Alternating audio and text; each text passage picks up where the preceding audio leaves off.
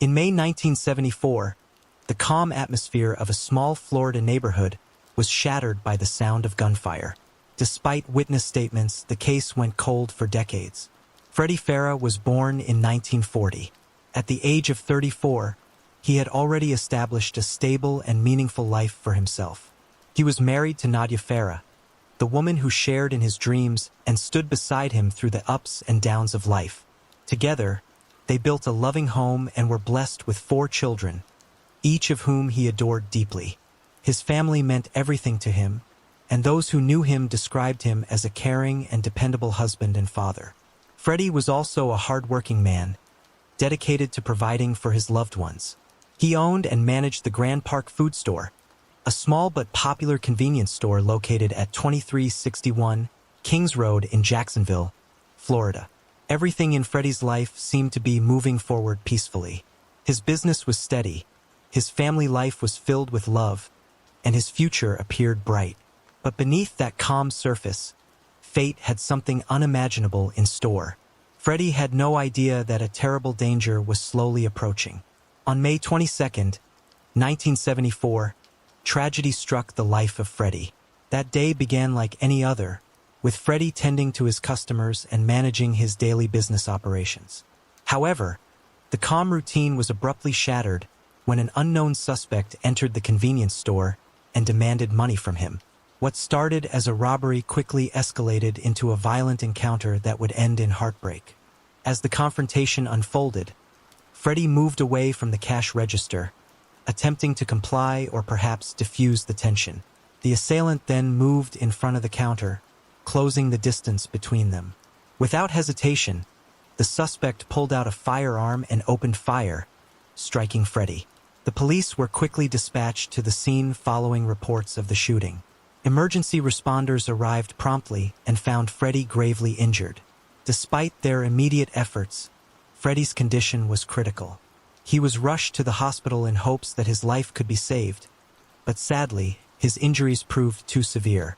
Freddie was pronounced deceased, leaving behind his wife, children, and a devastated community mourning the sudden loss of a man known for his kindness and dedication.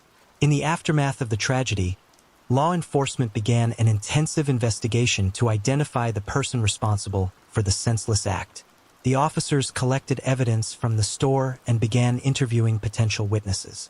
One witness who had been inside the store during the incident reported hearing the suspect shout, "Give it to me," or "This is a holdup," moments before the shooting took place.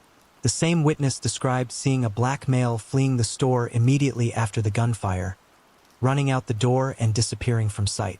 Strangely, despite the apparent robbery attempt, the suspect did not take any money from the cash register or anywhere else in the store.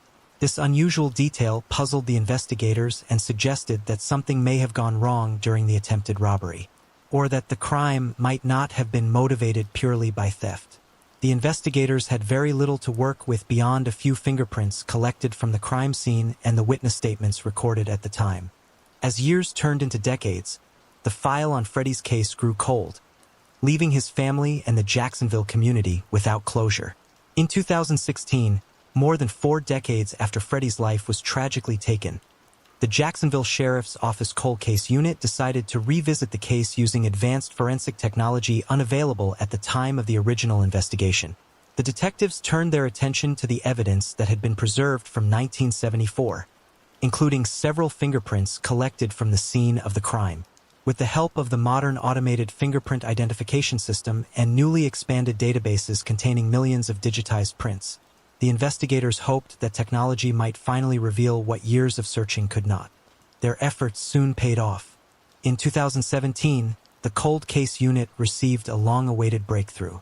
One of the fingerprints from the original evidence matched those of Johnny Lewis Miller, who was by then a 60-year-old street performer living in New Orleans, Louisiana. Miller's fingerprints were already stored in the system due to prior unrelated arrests, and it was this digital trail that finally linked him to this case.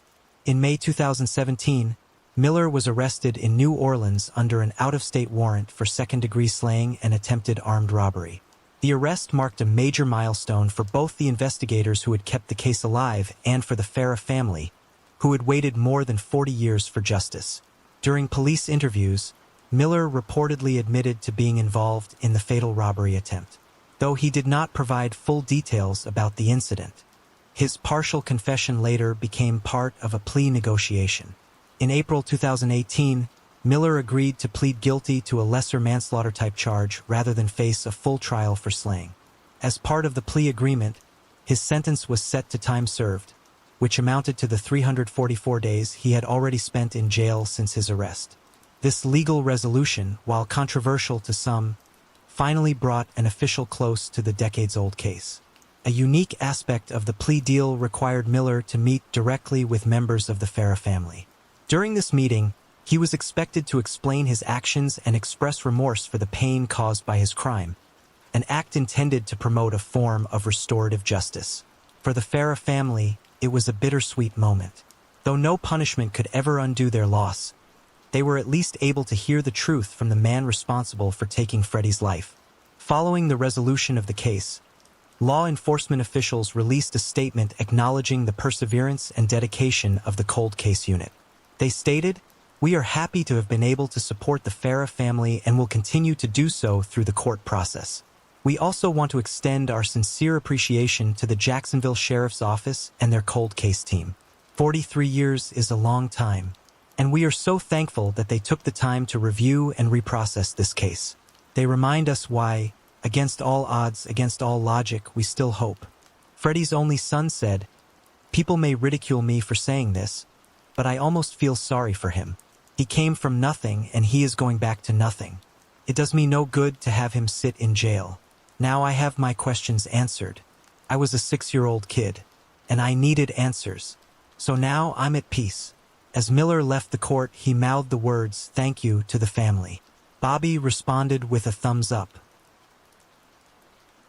In May 1998, a building manager in the San Francisco's Diamond Heights neighborhood uncovered a horrifying scene. Despite numerous leads and interviews, the case went cold.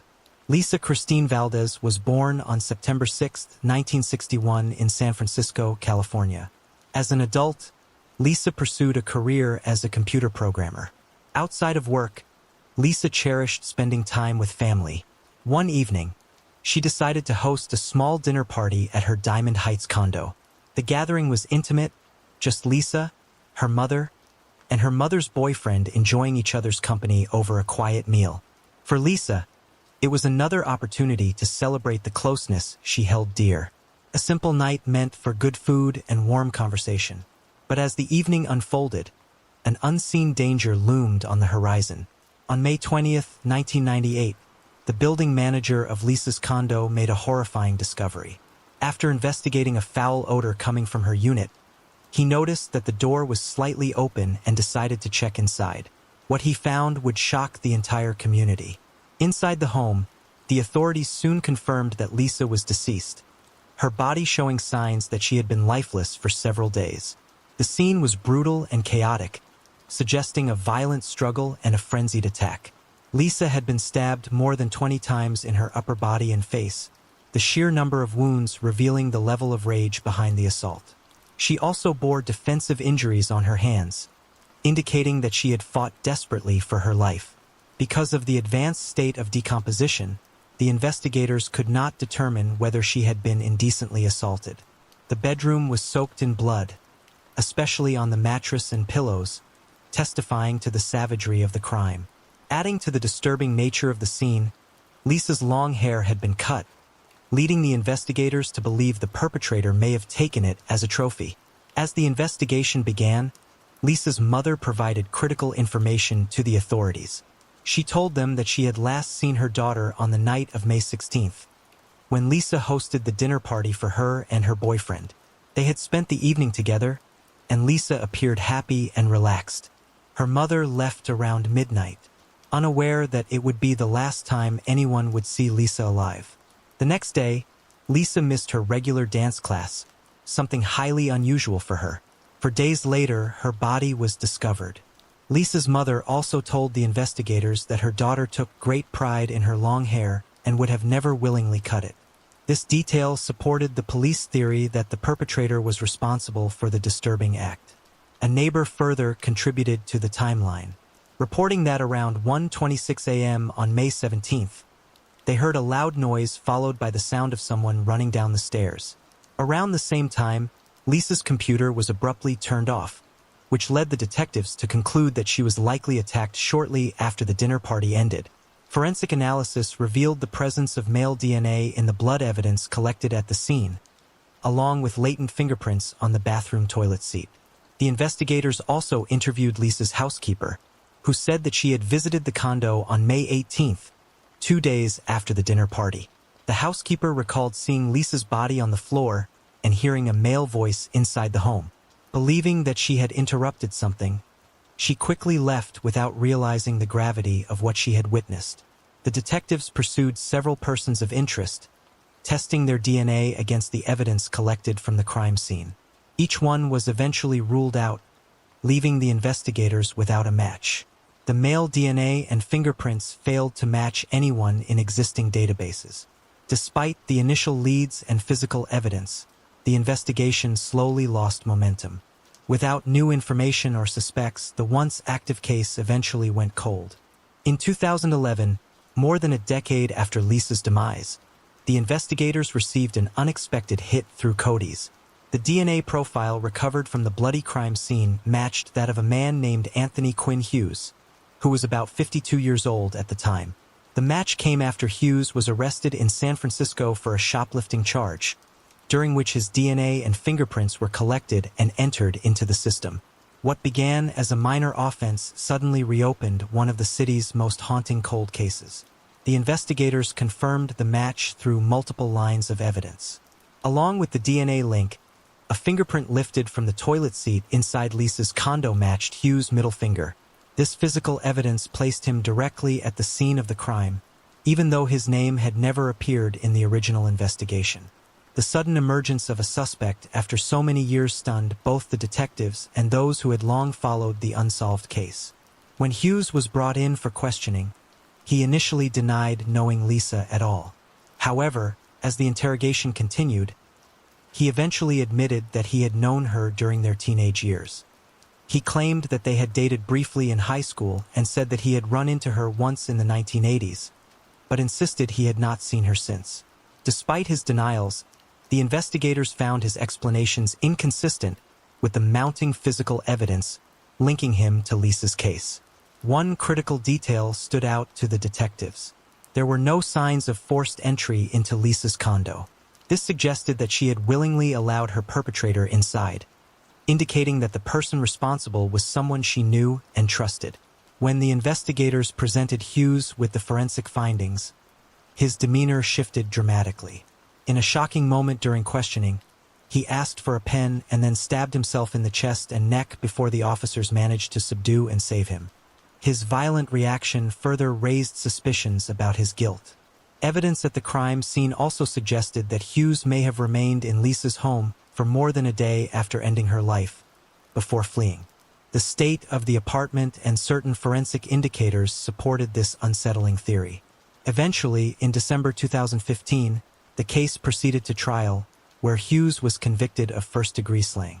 However, the charge of attempted assault ended in a mistrial due to insufficient evidence. Following his conviction, Hughes filed a motion seeking a new trial. The judge ultimately reduced the conviction from first-degree to second-degree slaying, citing procedural factors and the complexities surrounding the intent behind the crime. In 2016, Anthony Hughes was sentenced to 16 years to life in prison. Records later confirmed that he was incarcerated at the California healthcare facility in Stockton, San Joaquin County. In 1972, a 21-year-old man set out on a journey from New York to California but failed to return home. The case would only be solved decades later after effort made by a concerned family member. Robert Hutton was born in 1951. At the age of 21, he had taken on work in the construction industry. In 1972, when Robert failed to return home, worry quickly turned into fear. His mother waited, hoping for word or a sign of his whereabouts. But as the days passed with no contact, she knew something was wrong. She went to the police authorities and filed a missing person report, desperate for help in finding her son. The investigation began immediately, with the officers gathering what little information they could about his recent movements. Robert's mother told the police that he had been traveling from New York to California at the time of his disappearance. He often relied on hitchhiking or traveling by bus to get from place to place, a common practice for young men of that era seeking to see more of the country. It was not unusual for him to be on the road, but this time was different. He had vanished without a trace. Her account gave the investigators their first direction, but it also raised serious concern given the dangers of cross-country travel. Unfortunately, despite the detectives' best efforts, the case went cold. In 2011, almost 4 decades after Robert's case was opened, a new effort began under the direction of the Cook County Sheriff's Office to identify the unnamed victims of John Wayne Gacy. Gacy's crimes had shocked the nation. He was convicted of 33 crimes in 1980 and later executed in 1994. Each of his victims had been a young man, many of them traveling alone, trusting and unaware of the fate that awaited them. The timeline of Gacy's cases stretched from 1972 to 1978, years marked by the disappearance of many young men. Most of their bodies had been discovered buried in the crawl space beneath Gacy's home in Norwood Park, Illinois. The gruesome discovery had left the authorities with the difficult task of identifying all the victims, some of whom were never matched to a name or family. It was a painstaking process that continued long after Gacy's conviction. Decades had passed since Gacy's arrest and execution, but advances in DNA technology and renewed public interest gave investigators new tools to work with. They invited families of missing persons from the 1970s to come forward, submit DNA samples, and share any information that might help match the unidentified remains to a name. It was a wide-reaching effort to finally bring closure to families who had been waiting for answers. Among the families who responded was Robert Hutton's. His sister submitted his name to authorities as a possible Gacy victim, believing it was finally time to find out what had happened to her brother after all those years. The investigators noted that Robert fit the general profile of many of Gacy's victims. He was young, on the road, and often hitchhiked or took the bus, patterns that matched those of others who had fallen prey to Gacy. The fact that Robert was traveling across the country, likely passing through Chicago during that period, raised unsettling possibilities.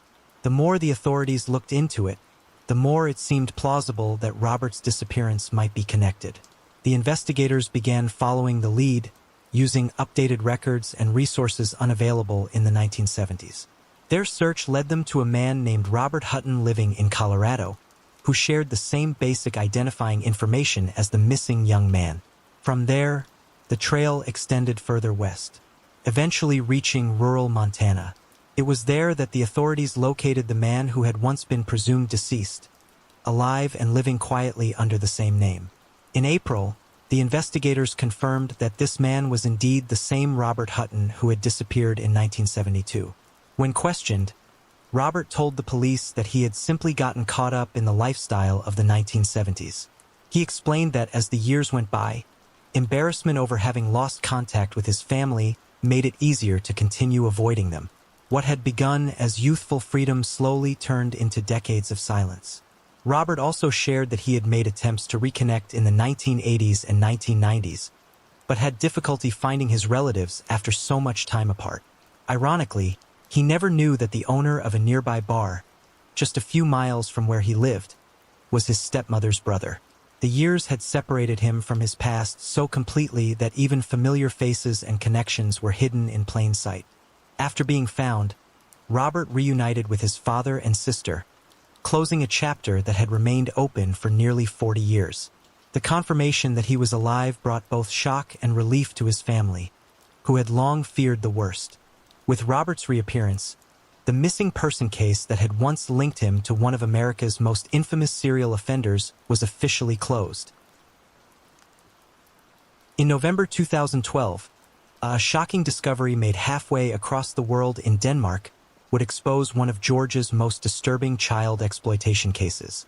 Launched in November 2012, Operation Sunflower, a sweeping initiative, was designed to locate and rescue victims of child abuse, while pursuing those involved in the creation, possession, and distribution of explicit child images. It was a massive effort, uniting law enforcement agencies across the country under one coordinated front to root out those exploiting children in the darkest corners of the internet. Operation Sunflower was itself an extension of an even larger ongoing effort, Operation Predator, a Homeland Security investigations initiative created to protect children from predators. This nationwide campaign sought to track down offenders who not only consumed or shared illegal material, but also those who traveled internationally to engage in acts with minors, participated in child trafficking, or reoffended after prior convictions. Through these interconnected operations, federal agents worked tirelessly to expose individuals using advanced digital forensics and coordinated intelligence sharing to dismantle online networks of abuse.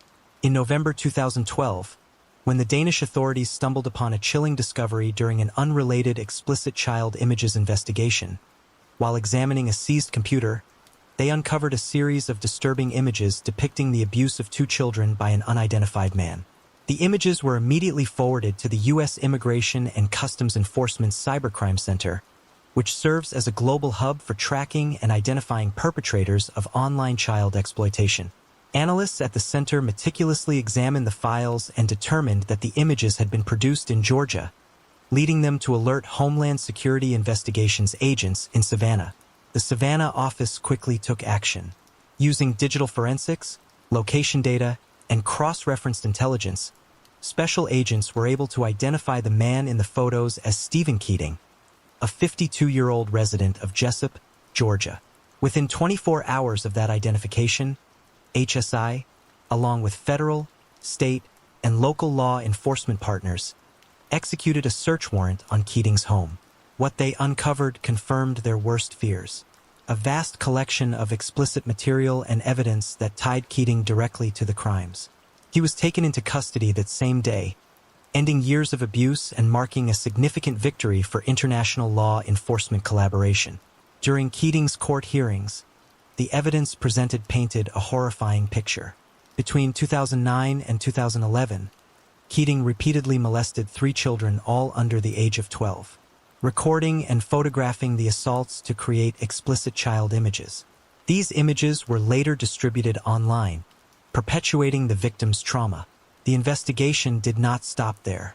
Following his guilty plea, the authorities discovered that Keating had also indecently abused at least 12 additional minors whose assaults were not recorded.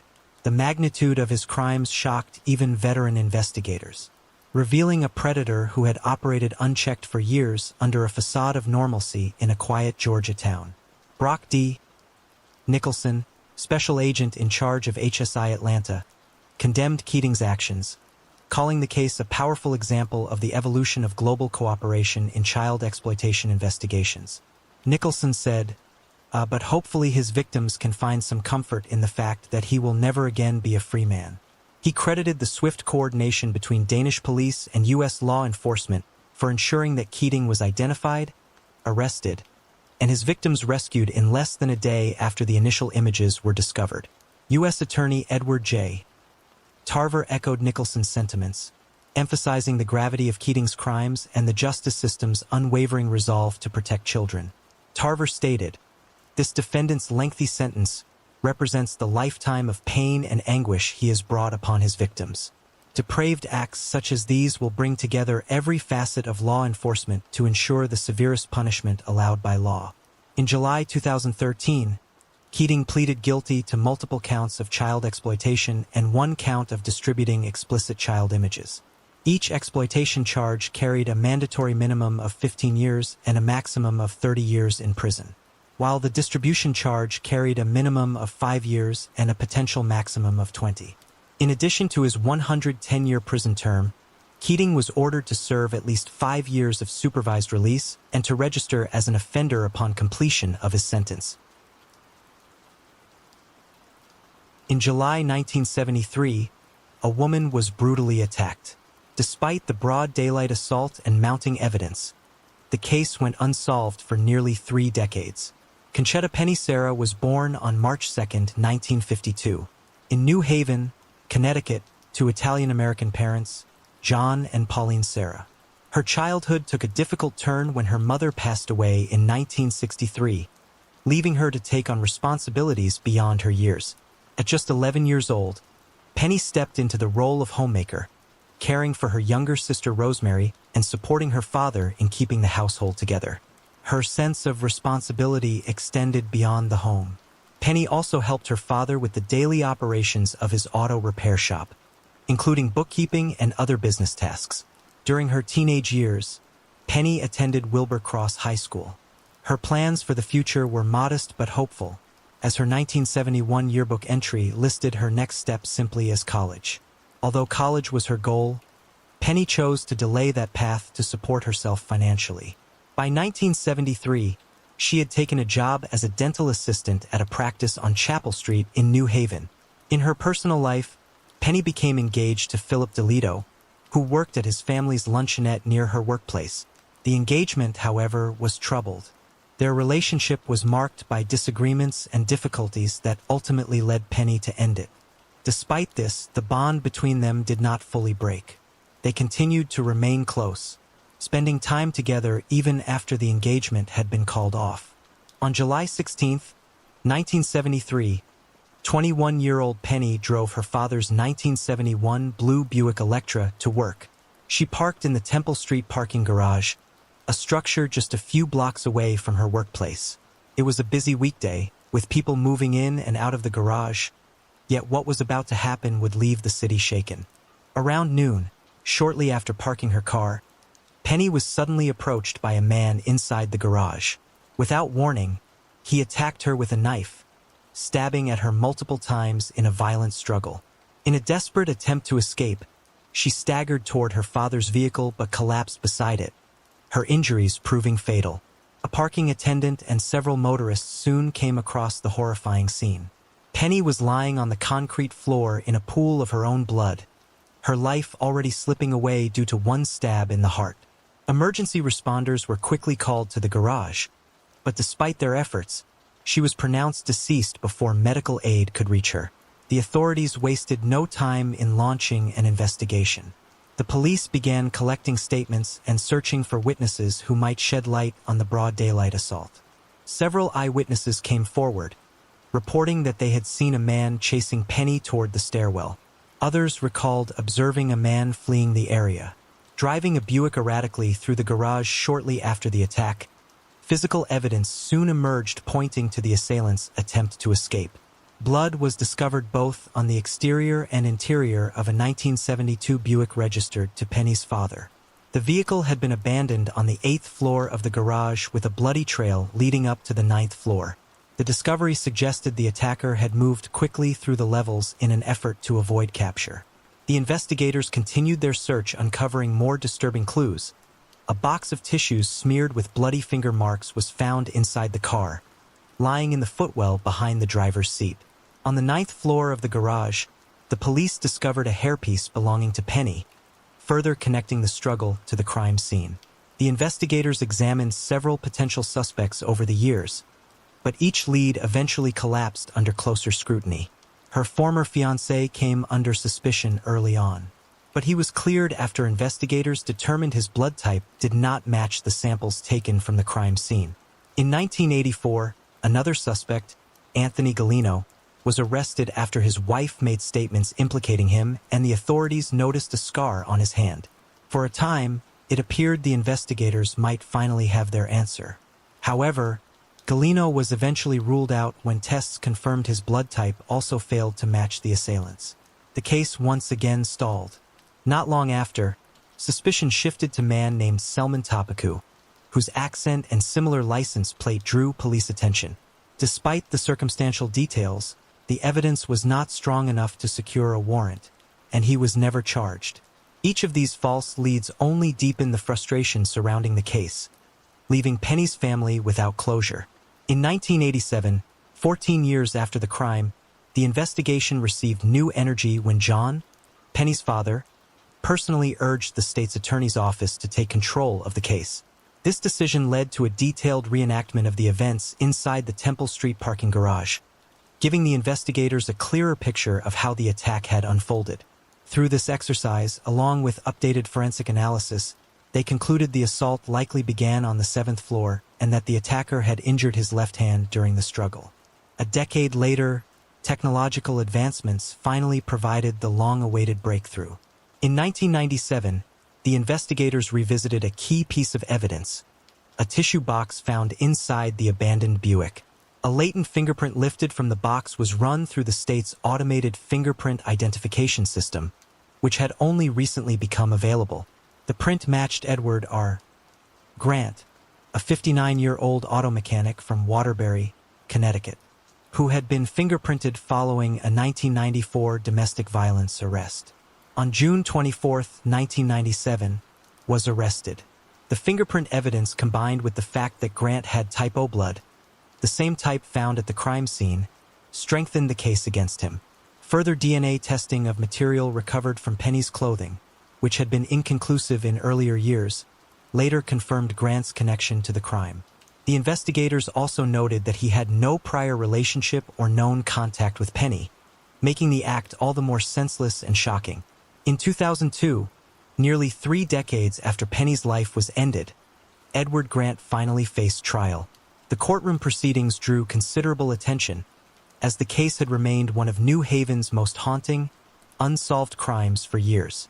The trial centered on the crucial forensic breakthroughs that had connected Grant to the crime scene. The prosecution presented the fingerprint recovered from the tissue box inside the Buick, which had been conclusively matched to Grant through AFIS. They also highlighted the DNA analysis from Penny's clothing, which further reinforced the case against him. Together, these pieces of evidence created what the prosecutors described as an overwhelming link between Grant and the slain. Grant's defense sought to undermine the credibility of the investigation. They questioned the handling of evidence over the decades and suggested that police errors or even tampering could have influenced the results. Despite these claims, the defense did not directly dispute the scientific validity of the fingerprint or DNA analysis, acknowledging the strength of the forensic findings. On September 27, 2002, the jury returned a guilty verdict. Grant was sentenced to a prison term of 20 years to life. Grant, then 59 years old, swayed as if he had been hit when he heard the word guilty. But a few feet behind him in the courtroom, Rosemary, Penny's sister, wept as she absorbed the news. During the sentencing hearing, Penny's cousin, Joseph Sarah, spoke on behalf of the family. His words captured the deep pain that had weighed on them since her end. He told the court that Grant had stolen Penny from John, his first daughter, emphasizing the personal devastation the crime had caused. For the family, the trial's outcome offered closure, though it could never undo their loss. The police authorities also addressed the conclusion of the case. They expressed that, after decades of frustration and ends, justice had finally been delivered for Penny. It is assumed that Grant wanted to steal the car, as it was new and desirable at the time. Henry C. Lee, the nationally known forensic science investigator who along with many others helped to finally solve the case, recalled during an interview John Sarah came to me a couple of times. He said, "Dr. Lee, you are our last hope." Lee also recalled his final conversation with John in 1998 when he was terminally ill in the hospital. He called me from the hospital and said, "Please do not forget my daughter." I told him, "We are working very hard on the case. Nobody will forget Penny." In March 1984, a father walked into his daughter's home in Houston, Texas, and made a devastating discovery. Decades later, CODIS would bring a breakthrough. Wileen Faye Kennedy was born on January 22, 1951 to parents Charles Chambers Kennedy Jr. and L. Rose Lily Tesh Kennedy. Wileen would eventually establish herself as a creative and hardworking woman, pursuing several ventures that highlighted her artistic and entrepreneurial spirit. She ran a small business focused on antique and used clothing, finding value in vintage pieces and curating them for her customers.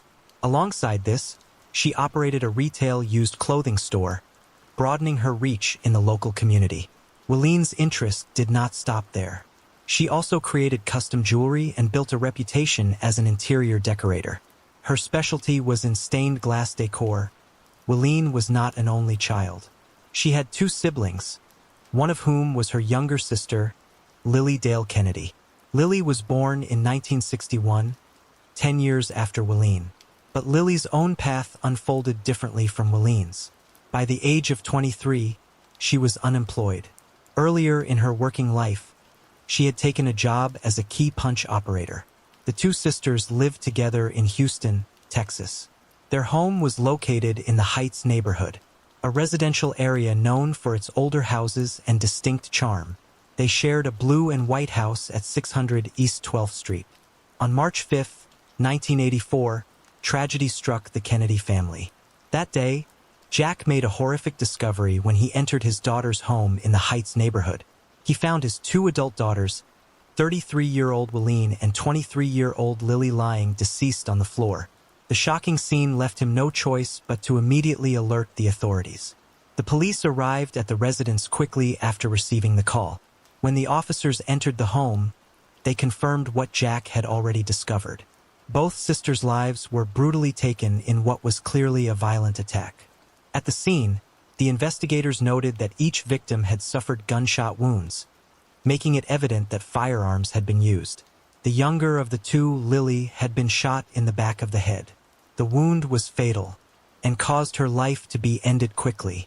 In contrast, her sister, Wileen, had endured far greater suffering at the hands of the perpetrator. The autopsy later revealed that Wileen had not only been shot, but had also been stabbed and bludgeoned.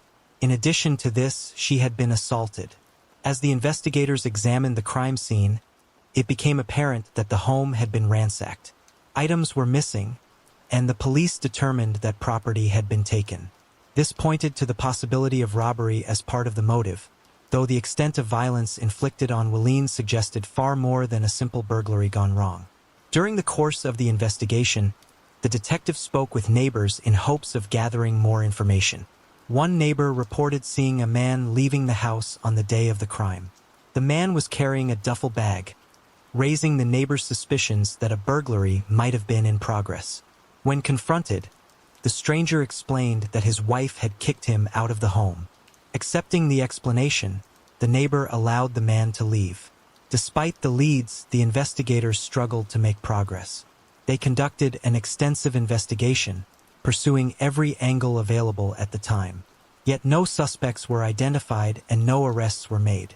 As a result, the case would remain unsolved and growing cold and dormant for decades.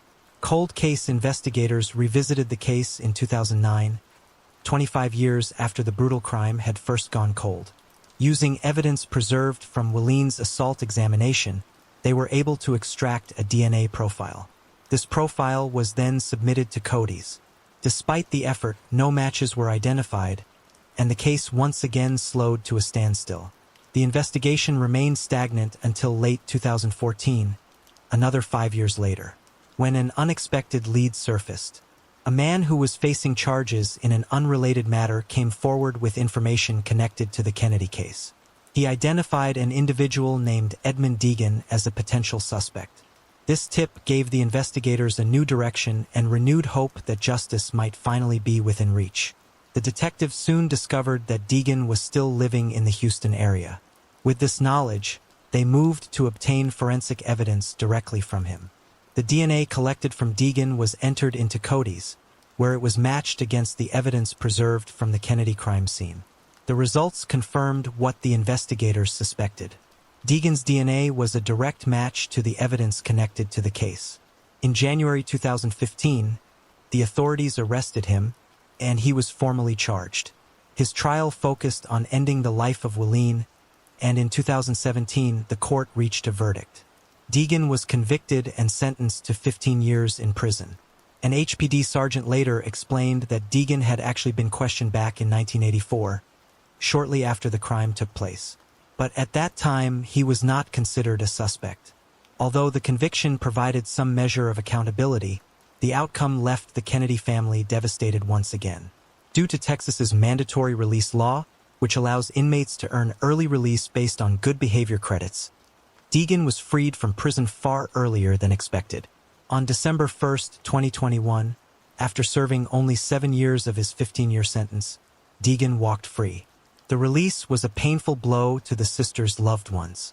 Their niece, Elliot, along with other family members, expressed deep anguish that the man convicted of such a violent crime would serve so little time. The Kennedy sisters were laid to rest in Hallettsville, Texas. At their father's request, their tombstones were engraved with the word, slain, a permanent reminder of the violence that ended their lives and the injustice their family continued to endure. In October 1999, a 4-year-old girl went missing during a short train ride between two villages in Belarus, Europe. The case would be solved decades later, thanks to an online article about a missing person case. Yulia Moisenko was born in 1995, the daughter of Viktor and Ludmila Moisenko, who raised her in Belarus. Yulia's life appeared to be that of an ordinary child, until tragedy struck at an age far too young. In October 1999, Viktor took his daughter on a short train ride between villages in Belarus. It was meant to be a simple trip, nothing unusual or out of the ordinary. The father and daughter boarded the train, and during the ride, Viktor had a drink and eventually drifted off to sleep. While he slept, time passed quietly inside the train, but when he finally awoke, everything was drastically different. He was startled to find himself covered in blood. Even more horrifying was the realization that his young daughter was no longer by his side. Panic set in immediately as Viktor comprehended the situation. The shock of waking up in such a state, combined with his daughter's disappearance, left him with no time to waste. Without delay, he reported what had happened to the police. His first priority was to ensure that the authorities were alerted to his missing child. The police wasted no time in beginning their investigation. With Viktor's report in hand, they launched efforts to locate Yulia and uncover what had happened on that train ride. From that point forward, the search for Yulia became the central focus as the investigators tried to piece together the tragic mystery. At the start of the investigation, the police looked closely at Yulia's father. Given the circumstances, his clothes stained with blood and his lack of memory, the suspicion initially fell on him. However, forensic testing cleared him. A DNA test on the blood covering his clothing proved that it did not belong to Yulia, ruling out the theory that he had harmed his daughter. Despite being cleared, Viktor could provide little help to the investigators. He admitted that he could not remember if he had been in a fight or how the blood ended up on his clothes. He also had no memory of the crucial moments in which his daughter disappeared. With so few answers, the investigators were left with more questions than before. Alarmed by the disturbing case, the police expanded their efforts beyond the local villages. A widespread search mission was launched across the country. Teams were deployed, leads were followed, and attention was focused on train stations and rural areas. Still, no sign of the missing 4-year-old could be found. The trail grew cold, and the mystery deepened. While official searches faltered, Yulia's mother, Ludmila, refused to give up. She continued her search independently, handing out posters with her daughter's photo at train stations. Her efforts were tireless and persistent, but despite her determination, no valuable information surfaced. The lack of progress left the family in anguish. That same year, a possible breakthrough appeared hundreds of miles away. 2 policemen in neighboring Russia discovered an abandoned 4-year-old girl at a train station in the city of Ryazan, located almost 1,000 kilometers from Minsk. The girl was unable to provide a full account of her past, but recalled one important detail. She remembered that her mother's name was Luda and her father's name was Viktor. Those few words were the only clues the Russian police had about her origins. Unable to trace her biological family with such limited information, the girl's case took a different path. She was placed with a Russian family, Irina Alpatova and her husband, who formally adopted her. From that point forward, she was raised as part of their household, while her biological parents remained untraceable. Irina was a pharmacist from Ryazan. When her younger son was born with serious health problems, she made a promise to adopt one child if he survived. He has, and the thankful mother had to fulfill her oath. 2 years later, the Moisenko family moved from their old house that was located close to a train station. Ludmila said, "I could no longer watch the trains. We moved to a place that had no train station anywhere near." In the years following Yulia's disappearance, her parents, Viktor and Ludmila, searched frantically for answers. In their late 50s, they continued to live under the weight of suspicion, as many believed they might have been involved in their daughter's disappearance. Local police who had initially been unable to solve the case also turned their focus back on the parents, suspecting foul play despite the lack of concrete evidence. For a long time, the Moisenkos carried both grief and stigma. They not only lived without their child, but also endured the painful implication that they could have harmed her. Although they had maintained their innocence from the beginning, the lack of progress in the investigation left the case clouded by doubt. In 2017, nearly 2 decades after Yulia vanished, the case was officially reopened by the police. Modern investigative approaches were applied, and both Victor and Ludmila agreed to undergo lie detector tests. Each of them passed, reinforcing what they had insisted all along, that they were not responsible for their daughter's disappearance. The breakthrough that would change everything came in 2019. By this time, Yulia was 24 years old and living in Russia. Her boyfriend, Ilya Krukov, began to search online for information connected to her past. In doing so, he came across details about a missing child case that bore striking similarities to Yulia's own life story. Curiosity turned into action, and soon the connection between Yulia and the Moisenko family was tested scientifically. A DNA examination was conducted to determine whether the young woman was indeed the same child who had disappeared from Belarus in 1999. The results confirmed the truth. Yulia was Victor and Ludmila's biological daughter. The long-awaited reunion took place at a police station in Margina Horka, a settlement in Belarus. It was there that Yulia and her biological parents saw each other again for the first time since her disappearance 2 decades earlier. The atmosphere was charged with emotion, a moment that words could barely capture. Yulia recalled, "We were all in tears. The overwhelming flood of emotions left them unable to speak. Instead, the family clung to each other, letting years of separation melt away in silence." For Yulia, it was the physical closeness that mattered most, the reassurance of finally being back in the arms of her parents. As they embraced, Victor and Ludmila shared what they had carried in their hearts for years. They told Yulia that they had never stopped searching, never abandoned the hope that they would one day find her. Their unwavering belief had been their strength during the decades of uncertainty. Ludmila, overcome with joy, could not let go of her daughter. She hugged Yulia as if she were still the small child who had vanished so many years ago. At one point, she even pulled Yulia onto her lap, a tender gesture that revealed both her grief and her longing to make up for the lost years. Despite the joy of the reunion, Yulia's life remained firmly rooted in Russia. She chose to continue living in Ryazan, the city where she had grown up. There, she shared a home with her boyfriend, Ilya Krukov, and their daughter. Her adoptive life, though separate from her origins, remained deeply important to her. Still, the reconnection with her biological parents was not left behind. Yulia maintained regular contact with her family in Belarus, keeping the bond alive across borders. Although Yulia has no recollection of her disappearance, her adoptive parents told her that she used to remember a ride on a train with an unknown man and an unknown woman, sleepovers in abandoned buildings, beggary, and hiding from the police. Yulia's unknown companion left the girl on a train station in Ryazan. Her memories transformed him into a father figure, and therefore she was convinced her parents abandoned her. Yulia's life had a major turn, however. Every morning she receives text messages from Belarus. "Good morning to our daughter and granddaughter." On a warm August afternoon in 2019, Lindsay BBK, devoted mother and beloved teacher's aide, set off on what should have been a familiar, harmless walk through the coppice woods near her Lancashire home.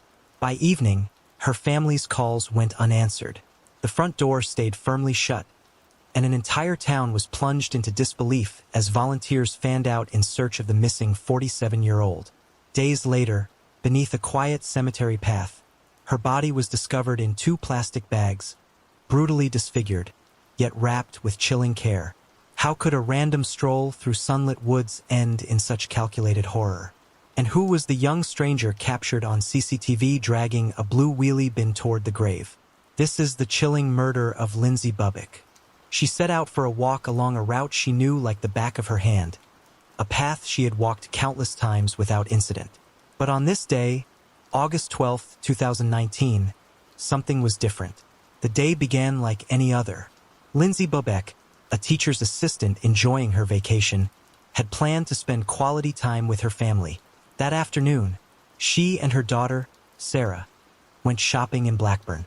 They looked forward to a relaxing evening, sharing tea and introducing Lindsay to Sarah's new boyfriend. After parting ways, Lindsay returned home briefly to change before heading out for her usual stroll through the woods. Around 4 p.m., she left her house and never returned. What unfolded next would shake the quiet town of Blackburn in Lancashire to its core.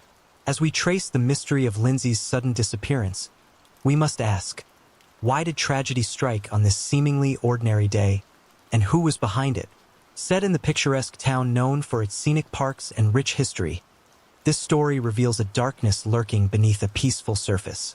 Lindsay had separated from her husband, Tim Bibek, in July 2018, though the two continued living together in Upton until March 2019. After their separation became final, she moved into a new residence on Burnley Road in the village of Huncote. A devoted mother, Lindsay cared deeply for her two grown children, Devon, 20, and Sarah, 17. She worked as a teacher's aide for upper grade students at Hampton Hill Elementary School in Burnley, where her creativity and passion for children truly shined. A gifted artist, Lindsay often went above and beyond, crafting intricate props for school plays that left lasting impressions. But on August 12th, everything changed. That afternoon, she went for a walk in Coppice, a wooded area near her home in Huncote, located on the outskirts of Accrington, and never came back. Later that day, as planned, Sarah and her boyfriend, Brandon, arrived at Lindsay's home for tea. When no one answered the door, Sarah grew uneasy. It was unlike her mother to forget something so important. She called multiple times with no response, then finally sent a worried text, "Where are you?" They waited outside for an hour, calling Lindsay's phone 6 times with no answer. Growing increasingly concerned, Sarah sent another text, this time just a string of question marks, but was again met with silence. With no signs of her mother, Sarah finally phoned her father, Tim Bibek, to tell him Lindsay wasn't home and wasn't responding. Tim, sensing Sarah's anxiety, picked up both her and Brandon and brought them back to his house for the night. As the hours crept by and worry deepened, Tim and Sarah returned to Lindsay's home near midnight, this time with a spare set of keys. But once again, there was no sign of her. Everything inside the house appeared normal. Nothing seemed disturbed, and there was no note or indication of where she might have gone. With unease turning into fear, Tim called the police at 11 a.m. on August 13th and reported, "My ex-wife seems to be missing. We can't find her. Something about it just didn't feel right." Lindsay Bibek was officially reported missing, and her disappearance sent shockwaves through the tight-knit community. The quiet suburb quickly mobilized. Hundreds of concerned citizens joined the effort to find her. Men and women, elderly couples, dog walkers, teens on bikes, and even mothers pushing strollers came together with one goal: to bring Lindsay home. Most of them had never met her, but that didn't matter. Driven by empathy and determination, the community continued to search tirelessly. For 2 straight days, crowds gathered at Coppice Woods, clinging to the hope that they might uncover a clue. Any clue that could explain what had happened. But as the days passed and searches turned up nothing, the reality grew harder to ignore. Finding Lindsay was not going to be easy. The odds of locating her alive were shrinking, and investigators soon declared her a high-risk missing person. Lindsay had never gone missing before, and her family emphasized just how out of character this disappearance was for her. Despite the growing concern, the search effort never wavered. Community members sprang into action.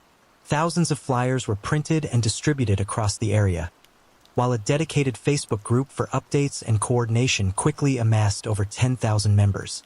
Mere hours after the police appeal was made public, Lindsay's face was visible everywhere. Soon, it was impossible to walk through the neighborhood without seeing her poster on every lamppost, shop window, and traffic light. Meanwhile, police initiated a full-scale investigation. Specialist teams, including dog units, Lancashire Fire and Rescue, mountain rescue volunteers, and the city's own search and rescue crew scoured the area. Aerial support from drones and helicopters extended the reach of the search far beyond copies, covering surrounding countryside and commonly used walking trails. Then, for days after Lindsay vanished, Lancashire police released CCTV footage showing her last known movements, captured at 4:10 p.m., walking down Burnley Road toward Coppice. She wore a purple jacket, black leggings, and dark sneakers with white soles. As the days passed, hope faded. By August 19th, 1 week after she went missing, the chances of finding Lindsay Bebeck alive were slipping away. Though police were no closer to discovering Lindsay's whereabouts, they remained cautiously optimistic. There was still no concrete evidence of foul play, which meant hope lingered that she might be found alive. The search pressed on with urgency. That evening, after a social media call to action, hundreds of local residents gathered to participate in the first mass public search of Coppice. It was a powerful show of unity, driven by the desperate need for answers. Then something shifted. A local resident walking his dog near Acrington Cemetery noticed the animal darting into a wooded area. He called for the dog repeatedly, but it didn't return.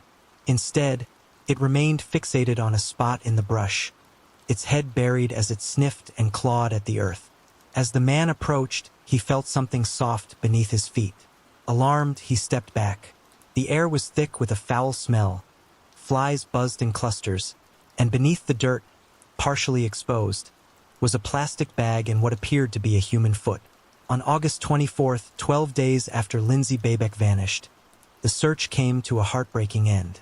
Her body was discovered under deeply disturbing circumstances, buried in a shallow grave within a cemetery. Naked and wrapped in 2 clear plastic bags, her remains had been concealed with earth and grass in a hurried and gruesome attempt to hide the crime. With this grim discovery, the missing persons case transformed into a full-scale murder investigation. Dr. Naomi Carter, the pathologist who performed the autopsy, concluded that Lindsay had died from a broken neck. The force used was extreme. Her larynx was crushed, consistent with a violent blow from a foot or knee. Disturbingly, there was also evidence of a post-mortem attempt to amputate her right leg, likely using a saw, as time marks were found on the bone. A deep gash had been made, cutting all the way to the bone. The injuries Lindsay suffered were devastating, a brutal end to a woman beloved by many. Dr. Carter also noted that the body's advanced state of decomposition made it extremely difficult to fully assess the extent of Lindsay's injuries. While she couldn't confirm whether any sexual activity had taken place on the day Lindsay disappeared, she also couldn't rule it out due to the body's condition. What made matters even more unsettling was the fact that both police and volunteers had searched the cemetery area for days prior to the discovery, yet had found nothing. During those earlier searches, a few community members and a police dog handler had spotted a blue wheelie bin abandoned in the nearby bushes. At the time, its presence didn't raise major alarms. On the night of August 20th, just days before Lindsay's body was found, volunteers again came across the same dumpster. This time, they noticed a dark stain on its exterior, possibly blood, and immediately notified the police. Officers responded, inspected the bin, and observed a brown mark they believed to be dirt. To them, the bin appeared almost new, and with no clear evidence linking it to the disappearance, it was left untouched. Unbeknownst to everyone at that point, this seemingly ordinary trash container held a horrifying clue to what had really happened. Several critical clues surfaced in the cemetery during the early days of the investigation, but many were initially overlooked or dismissed. On August 18th, local resident Christine Alderson was walking her dog with her daughter when she noticed a blood-stained cloth lying on the grass. The blood appeared fresh and bright red, but she assumed it might have belonged to a homeless man known to frequent the area.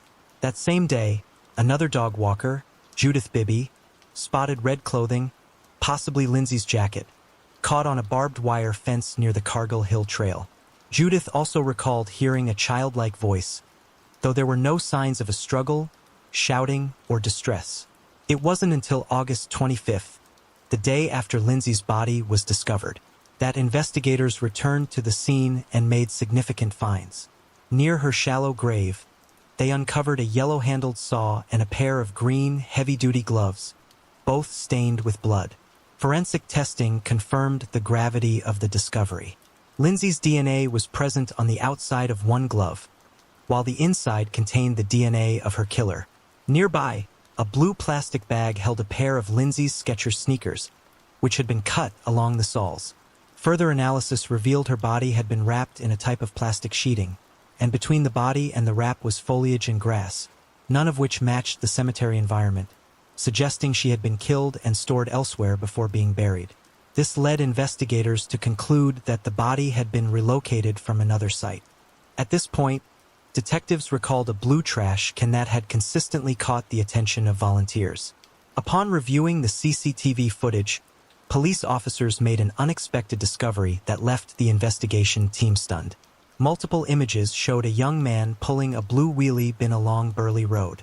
In the days that followed, another CCTV camera recorded the same individual returning to the cemetery 4 times. This footage led to the identification of a suspect.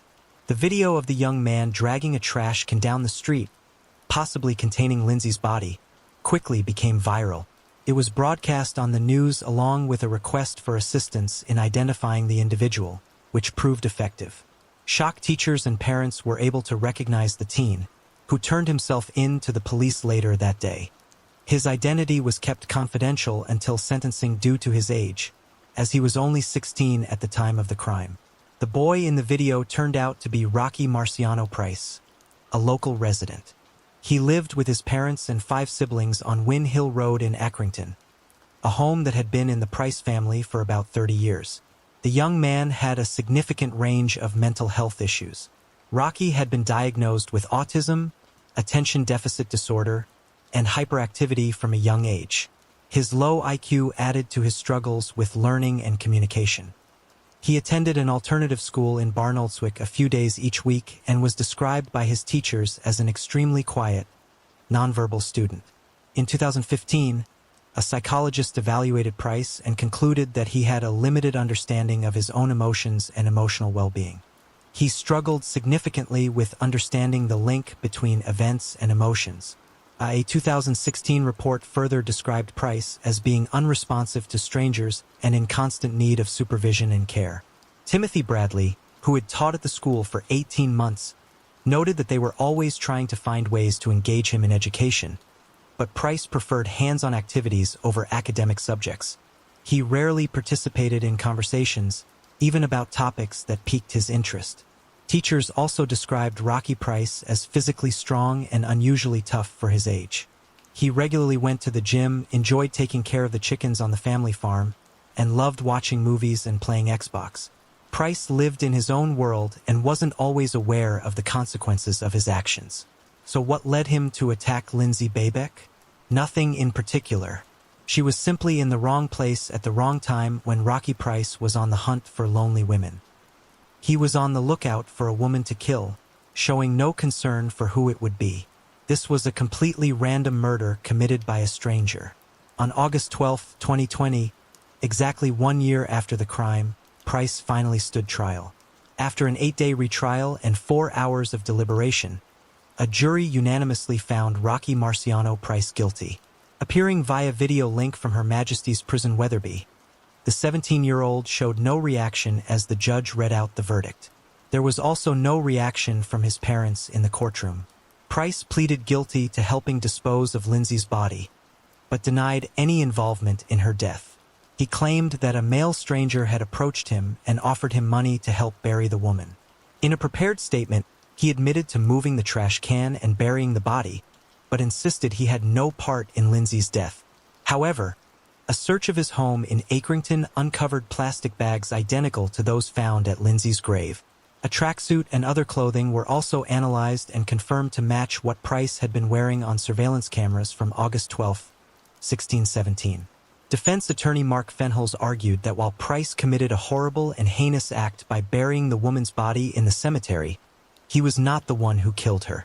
Despite the overwhelming evidence against him, Rocky Price pleaded not guilty to the murder, but admitted to moving Lindsay's body. After 2 days of questioning, Price, through his attorney, prepared a statement to explain his movements between Coppice, where police believe Lindsay was killed, and the cemetery where her body was found. However, the prosecutor firmly stated that Rocky Price acted entirely alone. The motive for the random attack on the 47-year-old mother of two was never revealed, as Price did not even know the victim. The judge sentenced Price to life in prison with a minimum term of 16 years, with his release contingent on the parole board's assessment of whether he poses a danger. The judge described the attack as swift and brutal, emphasizing that there was no doubt Price approached with the intent to kill a woman walking by. Just moments before Lindsay's incident, Zoe Braithwaite had narrowly escaped a hooded teenager walking alone with his hands in his pockets on a parallel path. Trusting her instincts, Zoe became immediately cautious. She found the teenager's appearance odd, as he seemed out of place for a walk in the woods at that time of year. She quickened her pace and eventually ran away. That moment likely saved her. If it hadn't been Zoe, it could have been someone else, and it was Lindsay. This was a premeditated attack. After failing to target one woman, he didn't abandon his plan to attack another lone woman. His actions following the crime clearly demonstrated his ability to plan and reason. His teachers testified in court that he excelled at practical tasks rather than academic ones, and he used the skill to hide the body. Rocky Price was found to have made 2 trips to Capas on the evening of August 12th. The first occurred at 6:55 p.m. when he was seen on CCTV carrying a black rucksack. It's possible that the rucksack contained a saw, which he may have used to dismember Lindsay's body. The second incident took place at 8:28 p.m. when dog walker Anthony DeWorst was seen pulling out an already empty garbage can. This was the same spot where Rocky's grandfather, who shared his name, and other family members were buried. Without panic or excitement, young Rocky Price, acting alone, began a methodical plan to dispose of Lindsay's body by placing it in a blue garbage can, as if it were just trash, and then burying it in a shallow grave at Acrington Cemetery, wrapped in 2 plastic bags. He carried out the plan to hide Lindsay's body, first by concealing her in a blue wheelie bin and then dragging her to the cemetery. After finding a quiet, secluded spot near the railroad line, he spent over an hour burying her body before leaving behind a saw, gloves, and a trash can at the scene. The murder of a stranger in broad daylight with no rational explanation is particularly chilling to all law-abiding members of society. The random nature of the attack indicates that the accused poses a significant threat to the public. The fact that he stalked another woman before killing Lindsay Babeck shows that his crime was not the result of a sudden loss of control. 24 hours after he was found guilty, publication restrictions were lifted by a judge, allowing his name and image to be made public for the first time. Rocky Marciano Price's identity had been kept secret during both the first and second trials. The jury was presented with many important details about Price, but these could not be fully disclosed due to his young age. The judge lifted the restrictions after the jury unanimously found Price guilty of the crime. His mental illness cannot in any way excuse or explain his actions. It is clear that he understood that killing was wrong, yet chose to commit the act anyway. Although such crimes are fortunately rare, they evoke fear in society. However, the central question in this case remains unanswered. Why did the young man feel the need to kill a stranger? And what was his motive? Only Rocky Price knows the answer, but he refused to provide it. Perhaps, if it hadn't been Lindsay Babeck, it could have been someone else. Lindsay's funeral took place at St. Margaret's Church in Hampton on September 20th. Over 200 mourners gathered at the church, while police stopped traffic on Manchester Road as Lindsay's coffin, draped in flowers, was carried into the church. Dozens of floral tributes from friends, family, and even strangers whose hearts were touched by Lindsay's story were left at the scene. Sarah described her mother as a very optimistic and positive woman, and Lindsay had been making plans for the future. Lindsay had been planning a trip to Glasgow with her friend, Sharon, and dreamed of finding love through the Match.com dating site. She envisioned a long and happy life ahead, filled with optimism about the future. However, all those dreams were shattered on one sunny summer day. Both Lindsay's family and the detectives who worked on the case welcomed the jury's unanimous verdict, but they acknowledged that no court ruling could bring Lindsay back or alleviate the pain of her family and loved ones. After the verdict was announced, Members of the defendant's family stood outside the courthouse wearing T-shirts that read, "Wrongfully convicted. Set this boy free." The back of the shirt stated, "The killer is still at large." It's possible that Price is an aspiring maniac. Someone who wanted to take another person's life to experience what it feels like to kill and mutilate someone. Most likely, this behavior stems from a neurodevelopmental disorder, which affects social interactions, motor skills, and behavior patterns. The term autism essentially refers to someone who retreats into their own internal world, disconnected from those around them. Autism remains an under-researched developmental disorder that may result from genetic or hereditary factors, while the exact cause is not entirely understood.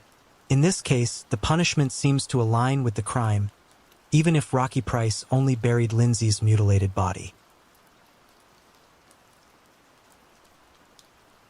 In the shadow of an isolated clinic in Nueva Paltina, a young medical intern named Mariana Sanchez found herself trapped in a tiny, unlit room, cut off from the world she once knew and subjected to relentless harassment. She pleaded for help, filing official complaints that vanished without a trace, only to be found days later suspended by a rope in the very space meant to shelter her, as her body was swiftly cremated, destroying the last hope of uncovering the truth. An entire system seemed complicit in silencing her cries. What really happened to Mariana Sanchez? And how far did those responsible go to bury the evidence of her fate? This is the murder of Mariana Sanchez. On that Thursday, Mariana was preparing to leave. She planned to spend one final weekend in Nueva Palestina, Chiapas, before heading home. The harassment hadn't let up, and she confided in her mother that she no longer felt safe. She mentioned she'd try speaking with the clinic director one last time. All she wanted was to leave that place behind. But then she went silent. Mariana had been made to live in a cramped room right beside the clinic where she worked. The following day, her body was discovered inside. What really happened to Mariana? She asked for help. Why wasn't anyone listening? So why was Mariana assigned to such a dangerous and isolated location? And why did the authorities destroy key evidence so quickly, cutting the investigation short before her family could find any answers? This young woman had dedicated herself to helping others. Yet when she needed protection the most, no one came to her aid. Mariana was born in Mexico City on July 16, 1995, and spent the first months of her life there. Her mother, Lourdes, had only one child. Her father was largely absent, especially after their separation, and little is known about him. During her early years, Mariana traveled between Mexico City and Tuxtla Gutierrez, where her maternal grandparents lived. But by the age of 6, she made the decision to stay permanently in Tuxtla Gutierrez with her mother. Though details about her childhood and adolescence remain limited, she was remembered as a cheerful yet quiet and reserved girl. After graduating from high school, Mariana initially pursued dentistry at a local college, but later realized her true calling was in medicine. She transferred to the Universidad Autónoma de Chiapas to become a doctor. Mariana was a dedicated student who performed well academically and gained hands-on experience by working in private clinics. Her ultimate goal was to specialize in pathology. Like many young adults, she enjoyed spending time with friends, going to parties, and staying active at the gym. Those who knew her described her as kind, intelligent, and deeply loyal, the type of friend who would always have your back. Even when faced with tough challenges, Mariana confronted them with courage. On social media, she often shared memes, uplifting quotes, and posts about her love for junk food and sweets. She also used her platform to advocate for causes she believed in, such as legalizing abortion and raising awareness about the importance of donating blood, bone marrow, and organs to save lives. As part of her final year in medical school, Mariana was required to complete her social service at a public clinic in Monterrey. Just a few hours away from where her mother had recently moved, Mariana and Lourdes weren't just mother and daughter. They were inseparable, true best friends. Their bond grew even stronger after Lourdes was diagnosed with cancer, and they faced every hurdle side by side. Because of their close relationship, Mariana made it a priority to visit her mother every weekend she could. The social service was a mandatory step before she could begin her medical residency. Students were assigned placements through a public selection process, determined in part by academic performance. For this work, Mariana received a modest monthly stipend of about $100 to $150. In August 2020, at the age of 24, she was assigned to the health center in Nueva Pales, Tena, an indigenous community within the municipality of Ocosingo, Chiapas. The location was remote and poorly equipped, making the assignment a significant challenge for most. But for Mariana, it quickly became overwhelming. Upon arrival, she was placed in a small, bare room that was hardly livable. Reports described it as having 4 unpainted gray walls and no bed, forcing Mariana to either bring her own or improvise with whatever she could find. The room was infested with insects and lacked even the most basic necessities, including a bathroom. With no internet or reliable cell service, she was completely cut off from the outside world. To use the restroom, she had to walk across an empty lot and share poorly maintained facilities with colleagues. Her room didn't even have a proper door, just a sheet of black plastic serving as a makeshift curtain. The clinic itself was little more than a modest structure built on an isolated plot of land. The local community, despite having very limited resources, had come together to build the clinic in hopes of gaining access to much-needed medical care. But while the intentions behind the clinic were noble, the reality was far more troubling. The living conditions were harsh and the area itself was known to be dangerous. There had already been reports of violence against healthcare workers in the region. From the moment Mariana arrived, she felt like she didn't belong. Her mother later recalled that as soon as she stepped into the building, Mariana had an overwhelming urge to leave. News of thefts and even lynchings in the area left her feeling isolated and frightened. Her room had a broken door, leaving her completely vulnerable at night. These conditions intensified her sense of fear and anxiety. But even worse than the lack of safety or basic amenities was the constant harassment she endured. Mariana felt even more vulnerable after confiding in her family that a coworker was harassing her. She wanted to request a transfer, but navigating the bureaucracy and lack of institutional support made it nearly impossible. Her mother urged her to leave the clinic altogether. But Mariana was determined to complete her social service and begin her medical career. Though she had little opportunity to communicate due to her heavy workload and lack of cell service, she managed to tell her mother she planned to speak with the clinic director about a transfer. Despite reporting the harassment multiple times, neither the local authorities nor her university responded with the seriousness the situation demanded. Her request for reassignment was ultimately ignored, leaving her trapped in an increasingly hostile and dangerous environment. By November, the situation had taken a frightening turn. Mariana sent a distressing message to her mother and a close friend, describing a traumatic incident. One night, the same coworker who had made her feel unsafe for months entered her room while heavily intoxicated. Before she could react, he climbed into her bed and began touching her aggressively. Mariana fought back with everything she had, trying to get him to stop, but he refused to leave. Her roommate, a nurse, wasn't there that night, leaving Mariana completely alone and vulnerable. Even before this horrific incident, she had filed an official complaint in an effort to escape the danger she was living in. But instead of offering support, the clinic director dismissed her concerns, insisting they needed her there and denying her transfer request. Left with no alternative, she remained in an environment that was becoming increasingly unsafe. According to her mother, the harassment from the man next door continued night after night. She suspected that Mariana hadn't shared the full extent of what was happening, likely out of a desire to protect her. The abuse may have gone far beyond what Mariana ever admitted. Despite the fear and isolation, she showed incredible courage, doing what few women in Mexico dare to do, speaking up. Mariana officially reported the harassment to both the clinic staff and the public prosecutor's office, but no meaningful action was taken.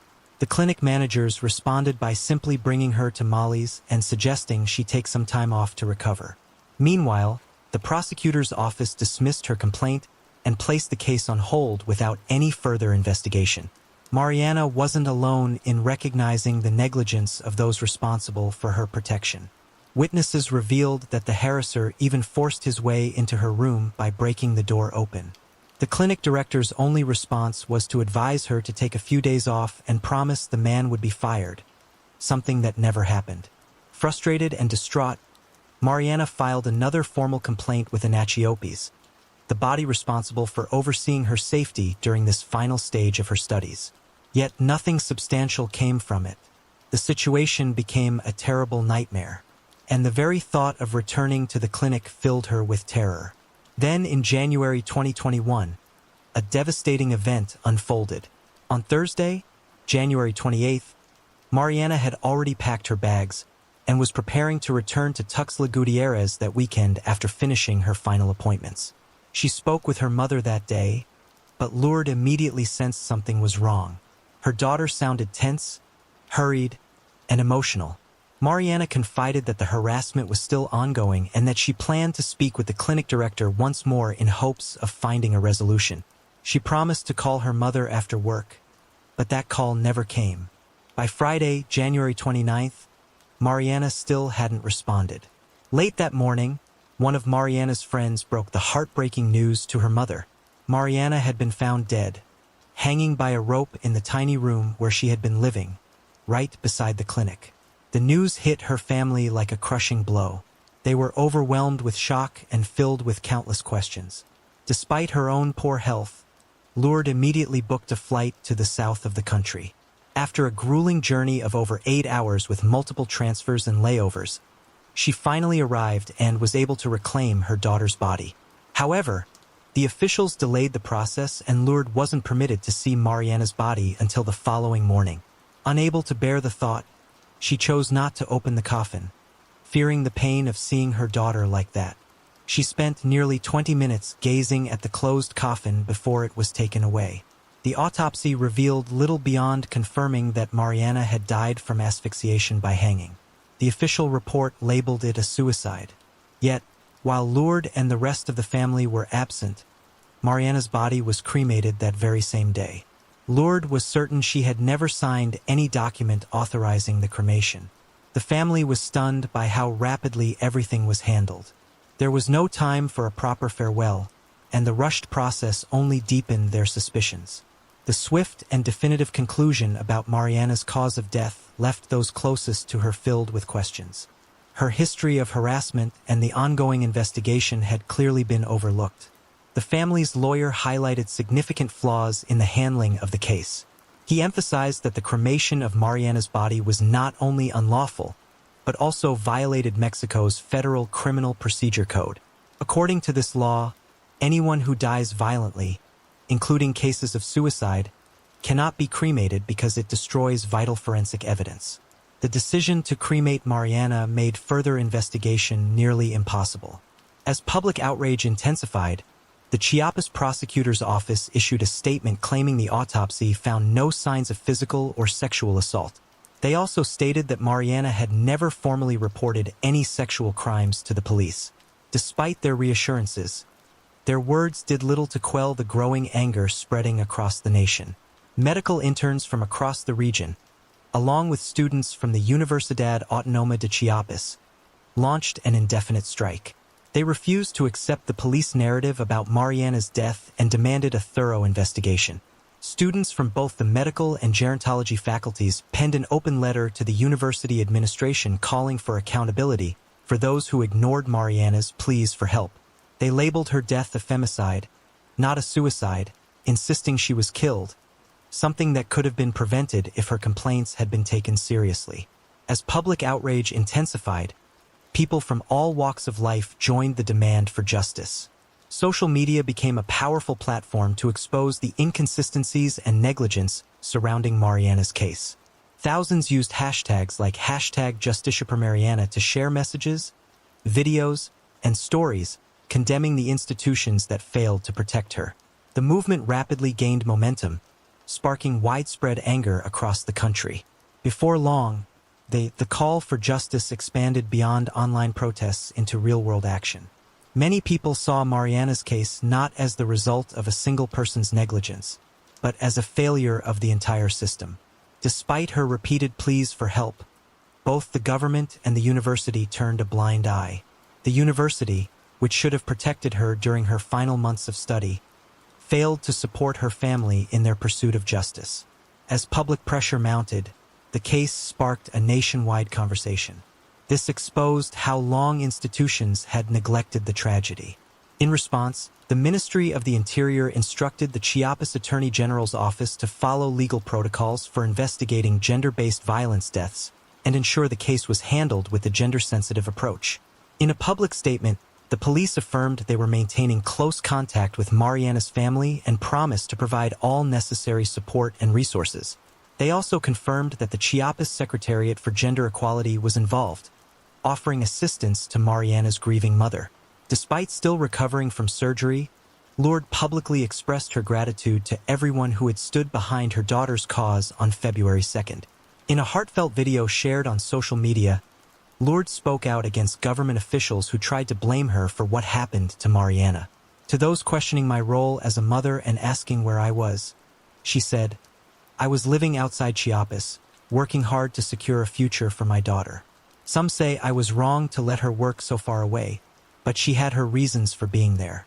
The abuse she endured was never her fault."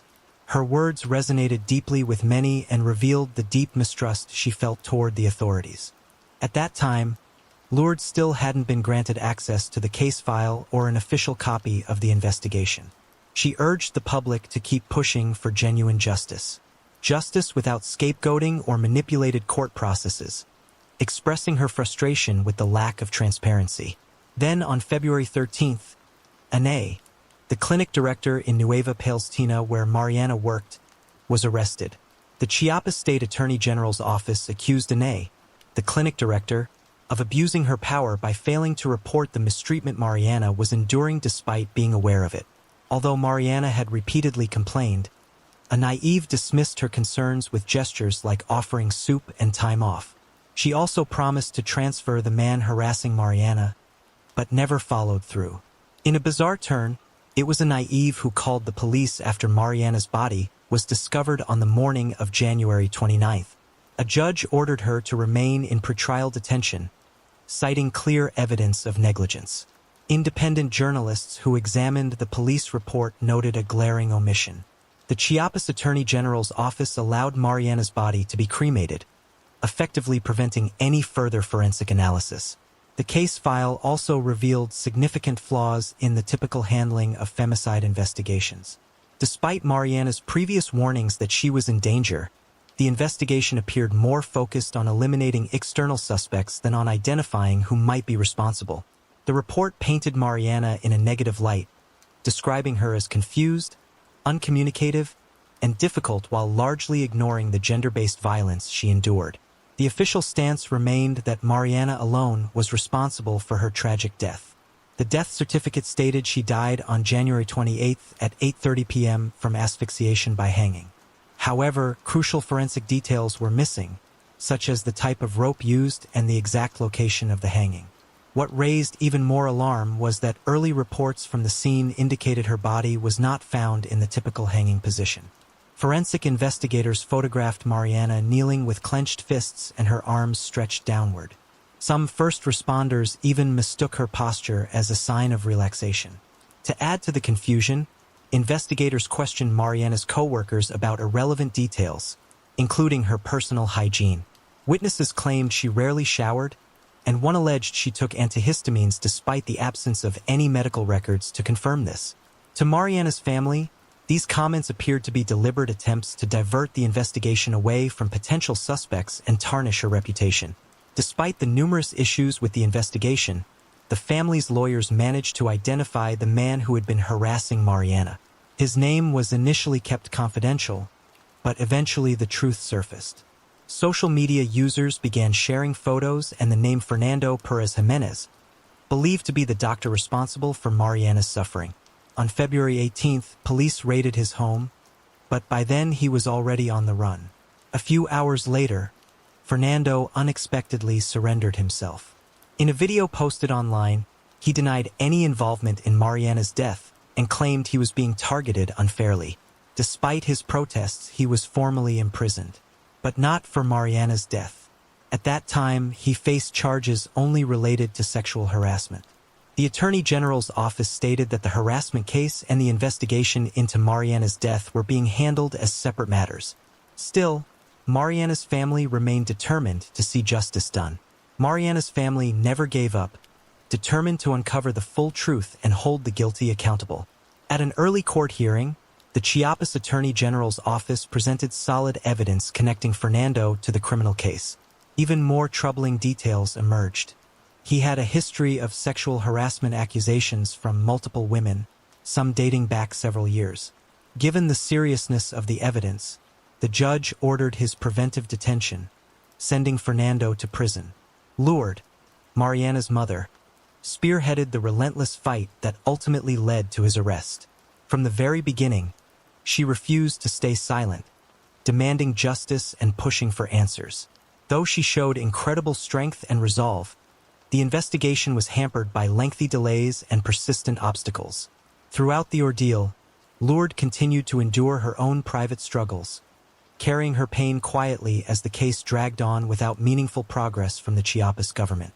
Lourdes passed away on August 8, 2021, after a prolonged and painful battle with bone cancer, never living to see the justice she so desperately sought for her daughter. During Fernando's trial, the court reviewed Mariana's initial complaint, filed just 2 months before her death. Additional evidence revealed that in February 2013, another woman, a nurse, had formally accused Fernando of attempting to assault her at least twice while working at various healthcare facilities in Chiapas. Despite the growing body of evidence, Fernando maintained his innocence. In an early February statement to the police, he claimed he had never even spoken to Mariana. He voluntarily asserted that he was at a medical lab in Tuxtla Gutierrez the day after Mariana's death for routine tests. On November 25, 2021, Fernando was sentenced to 3 years in prison, but only for sexual harassment. After more than a year of investigation, neither he nor anyone else was officially charged, accused, or convicted in connection with Mariana's death. In Mariana Sanchez's case, the forensic evidence remained limited and contentious. Numerous issues were left unresolved, leaving the true circumstances of her death shrouded in uncertainty. It is best to be careful about both your enemies and your friends, since friends can become enemies. This story is about a friendship between women that ended in tragedy. Today's story is about Renee Marsden from Sydney, Australia. She grew up with her 3 brothers in the loving home of Teresa and Mark Marsden. This family had a warm atmosphere, but Renee had a very close relationship with her mother. Mother Teresa described her daughter as an incredibly kind, joyful, and tender-hearted young woman. When Renee turned 18, she worked as both a hairdresser and an administrator at a salon. Here she met Angus, a co-worker. At first, they barely noticed each other, but eventually Angus realized he was in love and got the courage to tell Renee. He was thrilled to find that she felt the same way, and soon they couldn't be apart, making plans for their future together. But their relationship was suddenly cut short. When Angus sent Renee a message admitting that he had been using her, wasn't ready for a serious relationship, and wanted other women, it broke her heart. Renee's world was turned upside down by this revelation, which made her once orderly life goals and beloved moments seem completely unimportant. She shut herself off from the world, skipping food and the outdoors in favor of the solitude of her blanket. She was close with her high school friend, Camilla Zidane. Even though their lives were going in different ways, Camilla rushed to Renee's side as soon as she heard she had broken up with her boyfriend, eager to cheer her up and help her get through her grief. Zidane told her to start dating new guys, and she had someone in mind that she thought would be a great rebound for Renee, Braden Spottieri, Camilla's ex-boyfriend. Even though things hadn't worked out with them because they weren't compatible, Camilla was sure that Braden and Renee were a perfect match and told her friend to go after him, believing that he'd be a great friend for Renee, who was shy around new people at first. Marsden wasn't interested in dating men, but as the pain of her recent breakup started to fade, she decided to take a chance on the mysterious Braden. From their first phone conversation, they started a relationship based on texting. Renee felt a deep connection with him even though they hadn't met in person. She already had that deep, unspoken connection that you get from a soulmate. They talked nonstop, day and night, and sent each other endless texts on social networks. At 23, Steri had graduated from a prestigious Royal Academy and came from a wealthy family with a successful construction business. Going over Braden with her mother Teresa to Renee, he looked perfect. They had a lot of the same interests and Braden wanted the same things in life as Renee did. The only problem was that Braden was always unavailable for dates. He never said no to meeting up, but there was always a reason they couldn't spend time together. In the early days of 2012, just a few weeks into their new relationship, Renee went on a 2-week family cruise, where she couldn't be reached because she didn't have cell service. When she got back home, she got some scary news from Braden. He and a close friend had been involved in a fatal motorcycle accident. His friend died and Spy was in charge. The investigation found that his lack of attention while driving led to killing charges against him. Because the court proceedings and hearings were still going on, he didn't tell her because he was afraid it would make her dislike him. But after being sentenced to 2 years in prison, he couldn't keep Renee in the dark any longer. Renee was devastated by the terrible news, but she chose to stay in the relationship. Once Braden was in Guba Correctional Center, he got access to a phone which allowed them to reconnect and improve their communication through text messages because making phone calls was dangerous for him. Braden turned down the chance for visitations that would have shortened his sentence because he wanted to be free by Renee's 21st birthday so that they could celebrate together. Renee understood and was ready to make sacrifices, at least temporarily, because she was sure that 2 years would go by quickly, and then they would get married, and nothing would keep them apart. For their future together, she was ready to put some limits on herself, because she knew that getting through this tough time was important. Even though Spiteri was in jail, they still spent a lot of time talking online about their wedding, honeymoon, and life in general. After that, Renee even checked with the consulate to see if Braden could travel internationally for their honeymoon, even though he had broken her heart before. Braden sent her flowers and gifts to try to win her over, and when he realized how hard it was for her because they weren't physically close, he suggested she satisfy her sensual needs with her best friend Camilla instead of other people. He said he wouldn't mind if Marsden agreed, but Renee politely declined, preferring to wait for his return home. Camilla, on the other hand, seemed very interested in the idea of being close with Renee, often asking about the details of her conversations with Braden and probing how Marsden dealt with her sensual needs. Camilla called Renee several times a day, and if she didn't answer, she sent her a lot of texts. Strangely, Camilla started to be jealous of Renee's other companions, and would complain if Renee spent the whole day with her mother, Teresa. One evening, Camilla called Renee 54 times, which caused Marsden to criticize her clingy behavior the next day, calling it excessive instead of apologizing for her actions. Camilla showed up at Renee's door, started a fight, and used rude language, which was strange from someone who was thought to be a close friend. After a heated argument, Camilla made the sudden move to kiss Renee, but Renee turned her down, saying she was only interested in men. Even so, Zidane was able to get her to agree to a physical encounter. After the event, Renee told her mother Teresa about their experiment, but she made it clear to Camilla that she didn't want to be in a relationship with someone of the same gender. They agreed to forget about the incident and move on.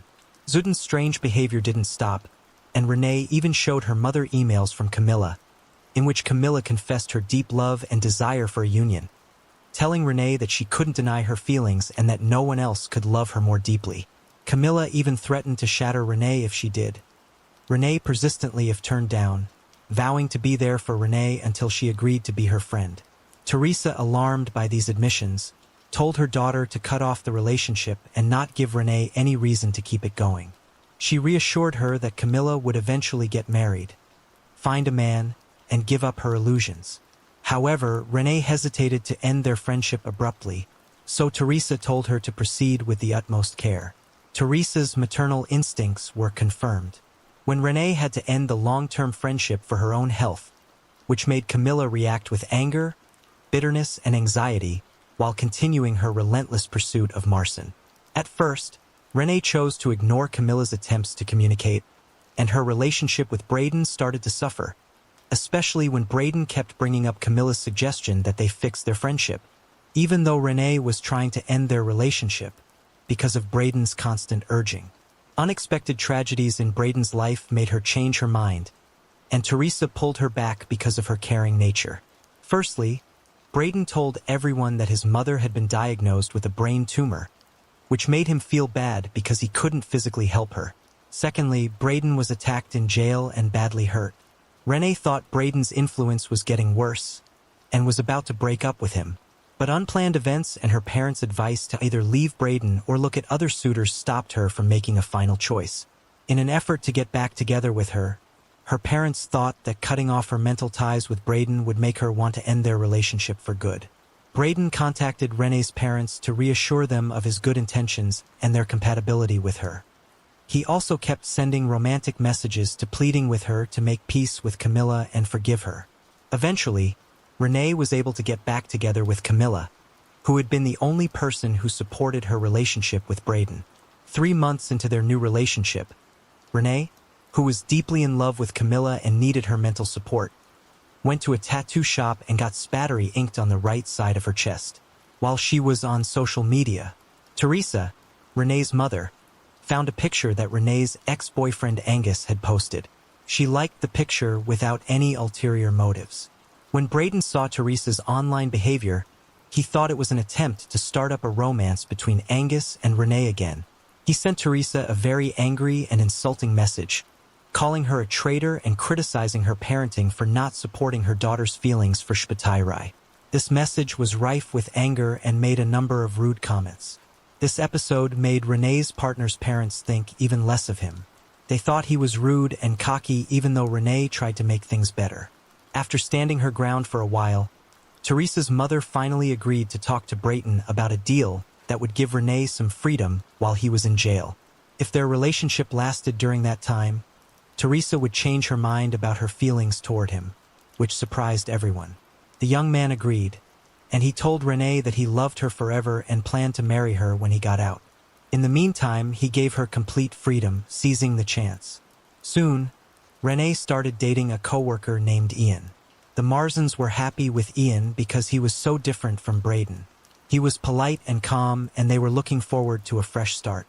But Spatterry, who was closely watching Renee's life, noticed the change and started threatening Ian online to stop him from pursuing Renee. Even though she had given him permission to do so, Renee begged Braden to stop making Ian feel scared. But over time, she and Braden were able to start talking to each other again, this time as friends. Renee stayed cool and kept talking to Ian. She thought that things with Spiros were over amicably. In October 2012, while on a business trip, Renee took a selfie in her hotel room next to a mirror and posted it on a social media site. Braden wasn't ready for what happened when he saw a pair of men's shoes in the background of the picture. He became very angry and accused her of cheating on him. Renee had to act as a babysitter again by making it clear that Ian owned the shoes, but SP was still upset, and he even got Ian's contact information to bother him, even though Braden tried to stop him. Renee and Ian's relationship grew and turned into an engagement over the holidays, but Braden's constant participation became a problem.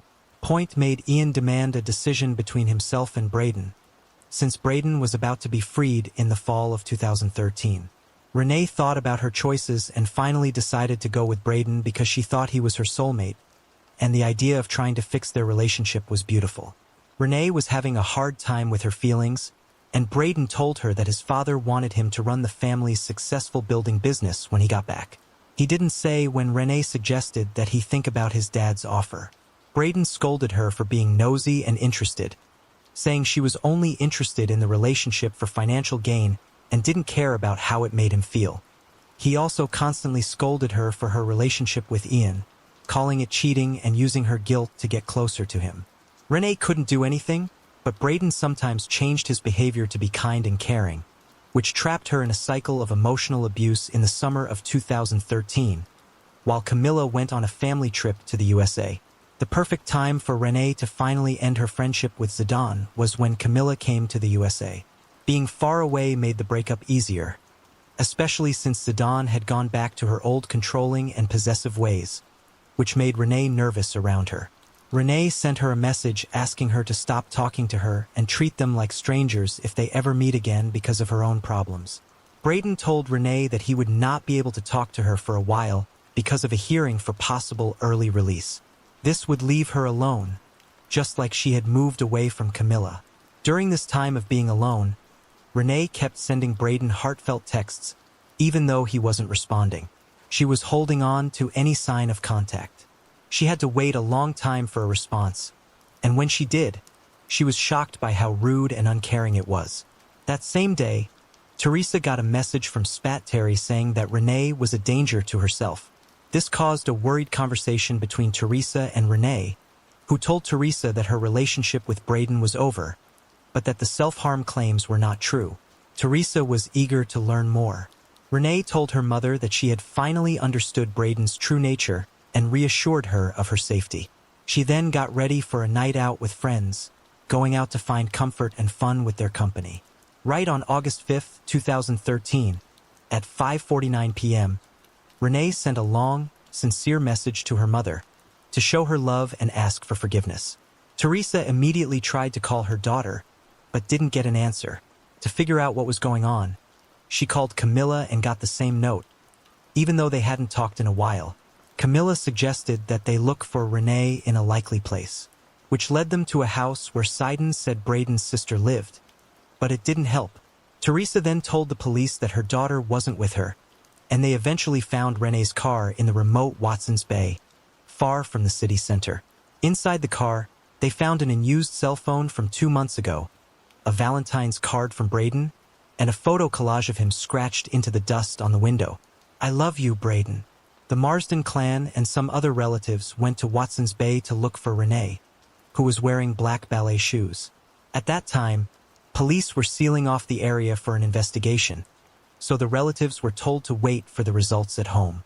Teresa, restless, tried to call Braden, but he didn't answer or respond to her angry messages. After becoming aware of his part in her daughter's pride, Renee's father went to the detention facility that was supposed to hold Spare, but found that no one there had that name. Mark told the cops that he had doubts when they first looked into Watson's Bay. Renee wasn't found, but they did find CCTV footage that showed her last moments. People saw her walking alone to the edge of a cliff, jumping over a safety fence, stopping to look down, and then sending 3 last texts on her phone before throwing it into the water and following it. Her body was never found, and her sudden disappearance left her family and friends devastated. Renee's family was dealing with the fact that she might be dead forever. They turned their attention to finding out who received her last texts. An investigation into the text contents revealed that Renee had sent Braden 91 texts before she left for Watson's Bay, but had not heard back from him until just before she jumped. There was an odd similarity in the grammar patterns of texts from both Camilla and Braden, as well as mood changes that mirrored each other. If Camilla was rude to Renee, Braden would be angry, and vice versa. Even though the texts came from 2 different phone numbers, they were all sent by the same person, proving that Camilla made up Braden's story. One of the last messages on Renee's phone was from Braden ending their 18-month relationship and saying he needed space. This caused Renee to have a severe emotional crisis, which was seen by her coworkers as she shook and cried uncontrollably. Once she calmed down, she made a short 90-second call to the prison, supposedly to Braden, according to the call records. Later, Zidon's house was searched under warrant and multiple cell phones, a torn letter from Renee to Braden, and an intact letter from Camilla thanking Renee for introducing her to her soulmate and promising to pay her back. Also, the man who was thought to be Braden in photos was actually called Cameron, and he wasn't involved in the fake relationship. His identity was used without his knowledge. For the last 18 months of her life, Renee thought she was in love. On the day she died, she found out that Braden wasn't real. Camilla admitted that she lied to her best friend by pretending to be Braden. But because catfishing wasn't illegal in New South Wales at the time, the police couldn't charge her. She hadn't tried to get money from Marsden to be accused of fraud. She did it for fun. In 2020, Renee's parents got the police to look into their daughter's death and how Camilla directly contributed to it. Zidon was given immunity in exchange for details of her lies. Camilla got away with her crimes by saying that she and Renee were in love and that the Marsden family would never have allowed them to be together. They made up the character of Braden to hide their relationship, they said. Camilla also said she didn't know Renee was going to kill herself, but the victim's family thought the breakup between Braden and Renee was revenge for Marsden ending their friendship for good. Camilla was crazy about Renee but couldn't have her as a woman, so she lied to her about these online relationships and made a male version of herself. Sadly, this cruel joke ended in the death of a young woman. Camilla is now married, has a child, and is enjoying life after deciding to marry a man because she realized that same-sex relationships weren't her destiny. On November 23, 2006, a chillingly calm 911 call turned a suburban home into a crime scene. Paramedics and police arrived to find 28-year-old English teacher Ashley Scott battered beyond recognition, her once bright future snuffed out by a brutal assault. As whispers of infidelity, manipulation, and years of hidden violence surface, one question hangs over every twisted detail. How did a college sweetheart romance spiral into this night of horror, and who will ever be held accountable? This is the murder of Ashley Scott. Thanksgiving is typically a time for families to come together, multiple generations united around the dinner table in the home of the family elders. It's a moment to reflect, to share gratitude for the past year, and to show love and appreciation for one another. This is the tradition in many households, but not everyone follows these customs.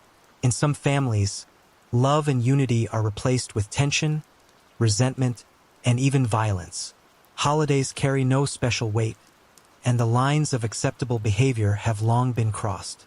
This story sheds light on a chilling tragedy that unfolded within one such family.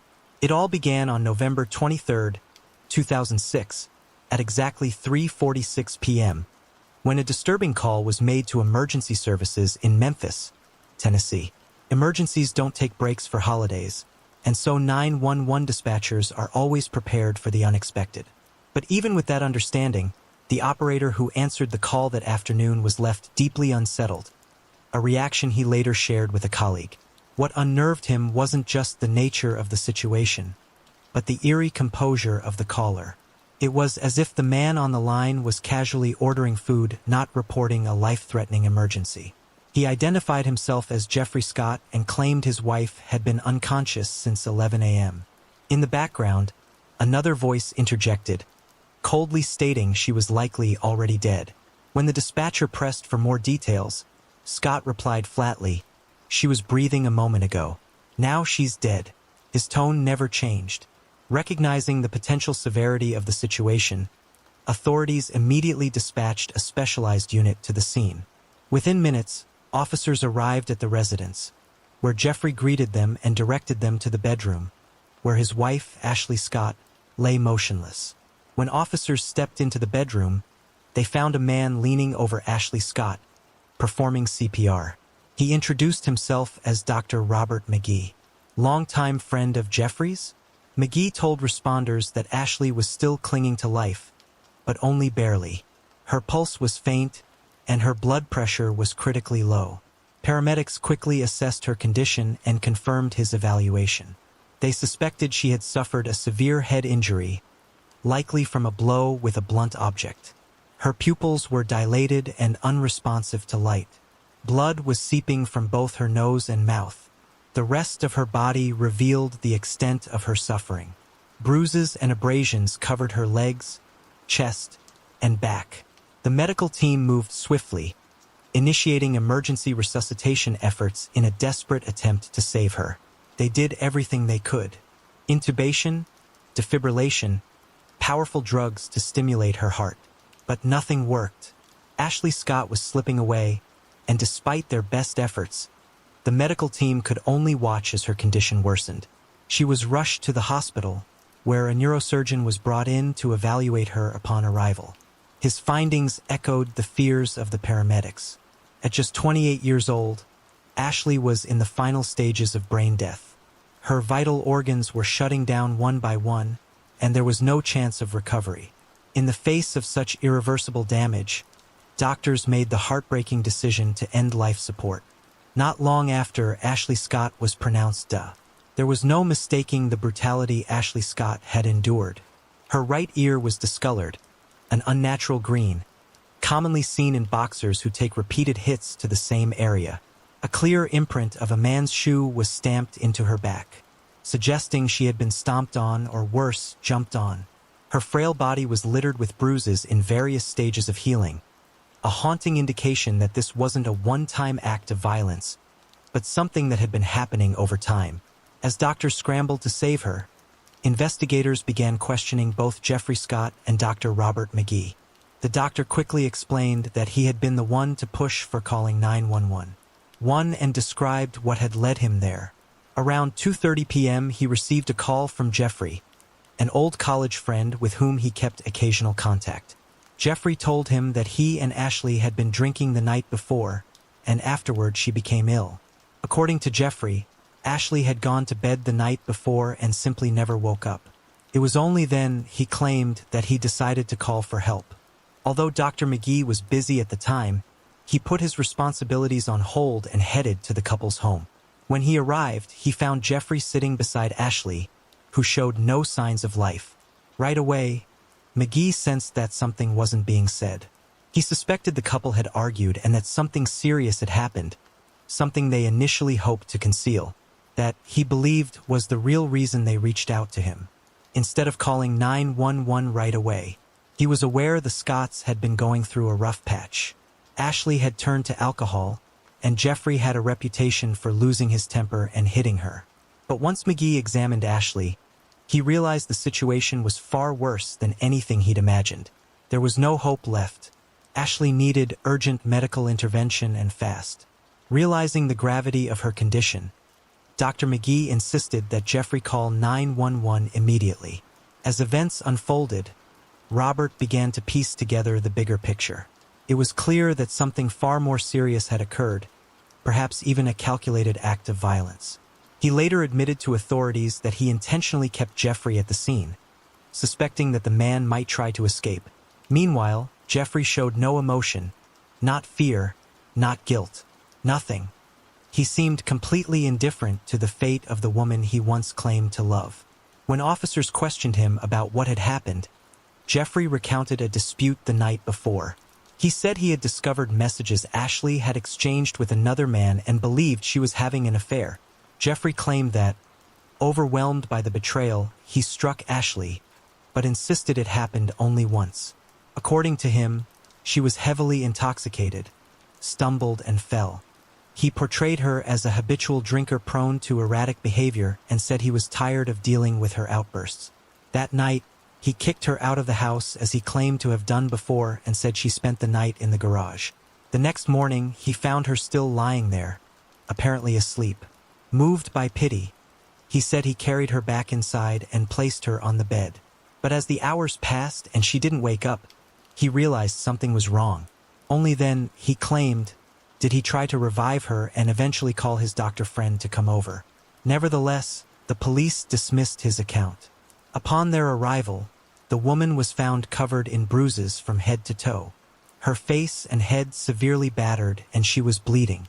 Even if she had been intoxicated and fallen, it wouldn't have resulted in such extensive injuries. It was evident she had been assaulted. Scott was taken into custody and initially charged with aggravated assault. However, once the autopsy results were obtained, the charge was escalated to first-degree murder. The pathologist's report was grim, revealing that Ashley Scott's cause of death was a subdural hematoma on the right side of her brain. Such injuries result from a violent blow to the head, causing the brain to collide with the skull, leading to significant bleeding and swelling, which in turn restricts flow of oxygen. This triggers the failure of vital organs and systems in her body. It's an agonizing process. What makes it even more heartbreaking is that she could have survived if help had been administered promptly, ideally within the first few hours. Moreover, over 50 hematomas were discovered on her body, each varying in color and intensity, which corroborated the statements from medical personnel that she had been subjected to repeated assaults. The extent of Ashley's suffering was unimaginable.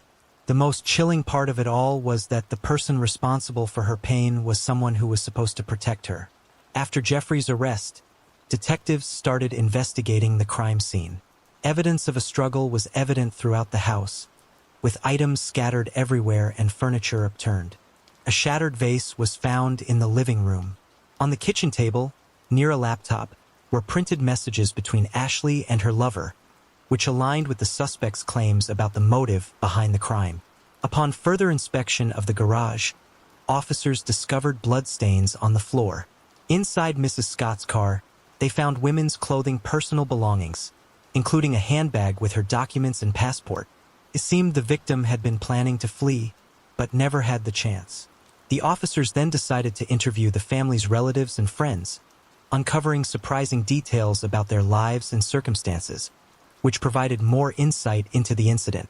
Sadly, women sometimes fall in love with the wrong men and become entangled in relationships that start off full of promise. However, over time, the person they care for transforms into an oppressive tyrant, turning their lives into a living nightmare. Victims of both emotional and physical abuse often lose touch with reality and may even rationalize the abuser's behavior. In these situations, outside psychological support is crucial, as the victim is frequently unable to help themselves or break free. Ashley Scott, born Nate Pittman on November 4, 1978 in Bossier City, Louisiana, faced a difficult start. Her parents separated before she was born, but destiny eventually favored her mother, Donna, who met and married Jimmy Pittman. Jimmy adopted Ashley and loved her unconditionally from the moment she was born. Notably, Jimmy already had a 5-year-old daughter named Kika from a previous relationship. Sadly, Jimmy and Donna's marriage didn't last, and they divorced a few years later. It's important to mention that Donna was the one who left the family and eventually remarried. Ashley decided to stay with her father, though she continued to maintain a relationship with her mother. Despite the divorce, Ashley had a happy childhood, growing up to be kind and well-behaved. Those around her saw her as a true beauty and predicted a promising future for her. In 1996, she graduated from high school and went on to attend Watchett of Baptist University in Arkansas. It was there that she met her first love. Jeffrey Scott, who also attended the same school, happened to enroll at the university and their paths crossed. Jeffrey, captivated by her radiant smile, soon struck up a relationship with her. The young couple appeared perfect, always seen together and holding hands. Ashley's friends admired her, thinking she had found a dependable partner. Ashley played into their curiosity by sharing how sweet and kind he was, and how fortunate she felt to have him. In February, Pittman earned her long-awaited degree in education, bringing her childhood dream closer to reality. She had always wanted to become a teacher and dedicate her life to children. Then, on June 9, 2001, Ashley and Jeffrey tied the knot. However, things did not unfold as she had imagined in her youthful dreams. Unexpectedly, a darker side of her chosen partner began to emerge. While others were taken aback, the bride had been aware of it all along, but had chosen to overlook it. A year before the wedding, Ashley sent a letter to her sister, Kika, explaining that she could no longer maintain contact with them and asked them to respect her decision. As a result, her family was not invited to the wedding either. Friends of Ashley, who were fortunate enough to attend the ceremony, were taken aback. The overwhelming majority of the guests were from the groom's side, despite Ashley having a large, close-knit family. This struck them as unusual. However, they later understood why. The reason was that her family did not approve of Jeffrey, and he made no attempt to change their opinion. Behind the facade of a seemingly nice guy, something darker lurked. He often spoke disparagingly about her family and behaved inappropriately toward them, feeling completely justified in doing so. What was most shocking, however, was Ashley's reaction. It was as if she was making excuses for his behavior. During the wedding, Jeffrey insulted some of her friends once again and acted arrogantly. After the newlyweds relocated to Cordova, a suburb of Memphis, Tennessee, Ashley's relationships with many people began to deteriorate. Those who didn't completely cut ties still kept in touch, but maintained their distance. After Jeffrey began working as a computer systems technician at his father's company, while Ashley, now Mrs. Scott, took a job as an English teacher at a middle school. She was well liked by everyone. Ashley was seen as beautiful, cheerful, intelligent, and sociable. She loved her work and had a strong bond with her students. Later, Paul Dooley described Ashley as a skilled professional and talented educator. He shared that she was the main reason he looked forward to teaching English each day. In court, he confessed that the school was the only place where she truly felt safe and appreciated, a refuge where Jeffrey Scott couldn't reach her. Over time, however, the relationship between the couple continued to deteriorate. Ashley's bond with her family nearly disintegrated. She refused to discuss it and referred to the situation as her personal choice. Undoubtedly, these decisions were influenced by a master manipulator, her husband.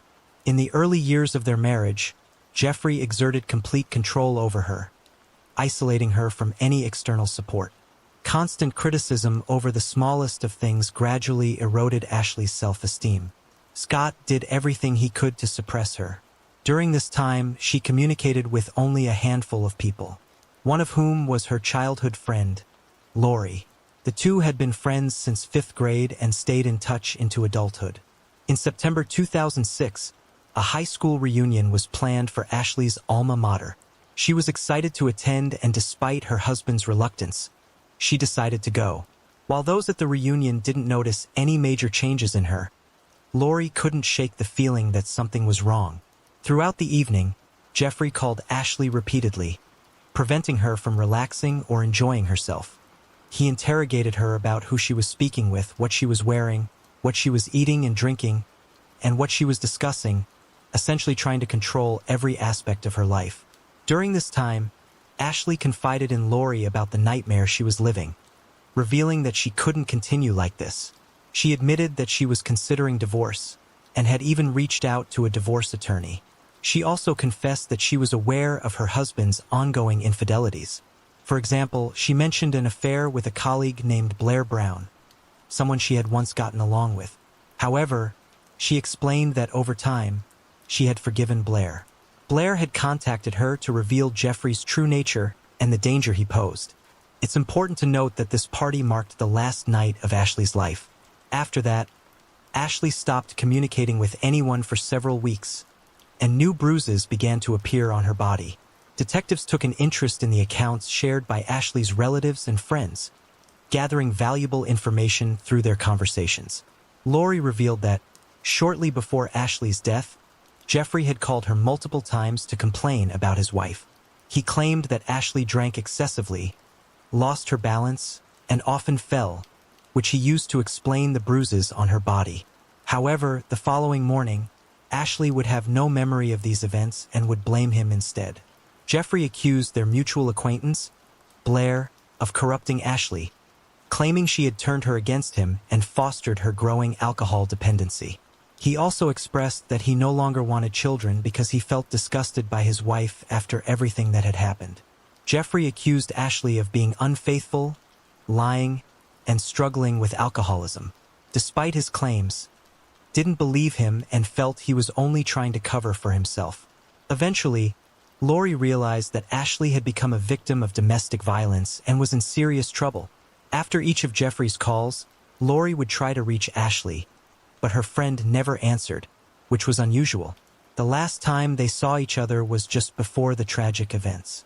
The two went shopping, but Ashley didn't buy anything for herself. She seemed sad and deep in thought. Lori attempted to talk to her about her marriage, but Ashley didn't want to discuss it, insisting she didn't want to ruin the evening. She briefly mentioned that she was considering divorce, but was terrified of taking that step. Ashley knew Jeffrey well and was afraid his reaction would be completely unpredictable. Shortly after, Blair Brown, whose name had come up frequently in conversations about the Scott family, was brought in for questioning. Blair admitted that she had indeed been Jeffrey's lover in the past. Blair, having experienced Jeffrey's uncontrollable fits of rage firsthand, knew all too well how dangerous he could be. It was established that her friendship with Ashley had been rekindled about 6 months before the crime. Blair felt sympathy for her and offered occasional support.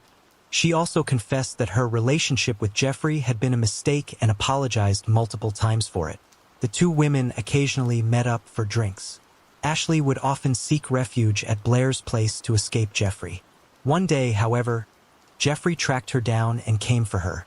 In that moment, Blair witnessed a brutal attack.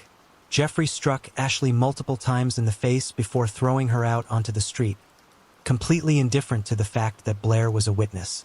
Even after this incident, Ashley continued to downplay her husband's guilt, making excuses for his actions.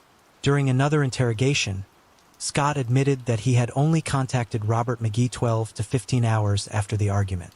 During that time, his wife was unconscious and alone in the garage. Jeffrey continued to insist that he had only struck her once in response to discovering her infidelity. Afterward, he sent her to the garage, threw bedding on the floor, and left her there. The bleeding woman was left to spend her final hours freezing and in pain while her husband rested comfortably in the house. However, the autopsy results contradicted his claims. It was evident that Jeffrey had consistently mistreated his wife. Further investigations revealed that Jeffrey occasionally hired escorts, even while Ashley was at the reunion. Despite this, he continued to blame her for all their problems. In fact, shortly before she decided to file for divorce, Ashley had met a young man named Michael Lowe. Ashley and Michael exchanged messages from October 29th to November 22nd, 2006. He was the one who encouraged her to leave her husband, assuring her that he would support her and had everything prepared for her departure. Michael told her that he loved her and wanted to offer her a different life. When Jeffrey discovered their messages, he became furious and decided to teach his unfaithful wife a lesson. The trial of Jeffrey Scott began on January 13, 2009. The prosecution argued that the crime was premeditated. It was clear that the argument between the couple had started in the living room, where a broken vase was found. The violence then escalated as they moved through the house, with Ashley suffering abuse in nearly every room. Blood stains were found in almost every room. The divorce attorney Ashley had consulted testified on behalf of the prosecution. The divorce attorney explained that she had met with Ashley the day before her death. At that time, all the divorce documents were prepared, and Ashley simply needed to pack her things and leave while Jeffrey was at work. Rachel advised Ashley to leave secretly, which explained the items and documents found in her car. However, Ashley did not follow the expert's advice. She wanted to confront her husband before leaving, a decision that turned out to be fatal. The attorney did everything she could to help Ashley, even offering her services for a symbolic fee. She also mentioned that she knew her client had been drinking, which had led her to quit her beloved job. Ashley had used alcohol to numb the emotional pain she felt in her marriage and needed support. For a long time, the women communicated in secret to ensure that Ashley's departure would be as safe as possible. Since her husband controlled all of her calls, they arranged to meet on neutral ground or used payphones to communicate. Many witnesses confirmed seeing scratches or bruises on Ashley, which she carefully covered with layers of makeup. Some people knew the real cause of her injuries, but felt powerless to intervene. In their final report, the medical examiners noted that Ashley had been frequently kicked. It appeared that Jeffrey would knock her to the ground and then stomp on her. Old bruises, consistent with shoe marks, were found on her back and legs. The defense team for the accused worked relentlessly to reduce the charge to second-degree murder. They attempted to paint the victim in an unflattering light, portraying her as an alcoholic and an unstable hysteric.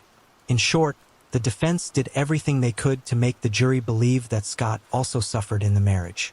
They discredited the victim, couldn't defend herself because she was no longer alive. It was revealed that in February 2005, Ashley had been fined for drunk driving. Meanwhile, Jeffrey claimed he wanted to repair the marriage, bought a new home, and was open to having children, all for a woman who had a lover and exchanged intimate photos with him. Regarding the crime itself, he claimed he lost control, realizing his efforts were in vain, that Ashley had found someone else.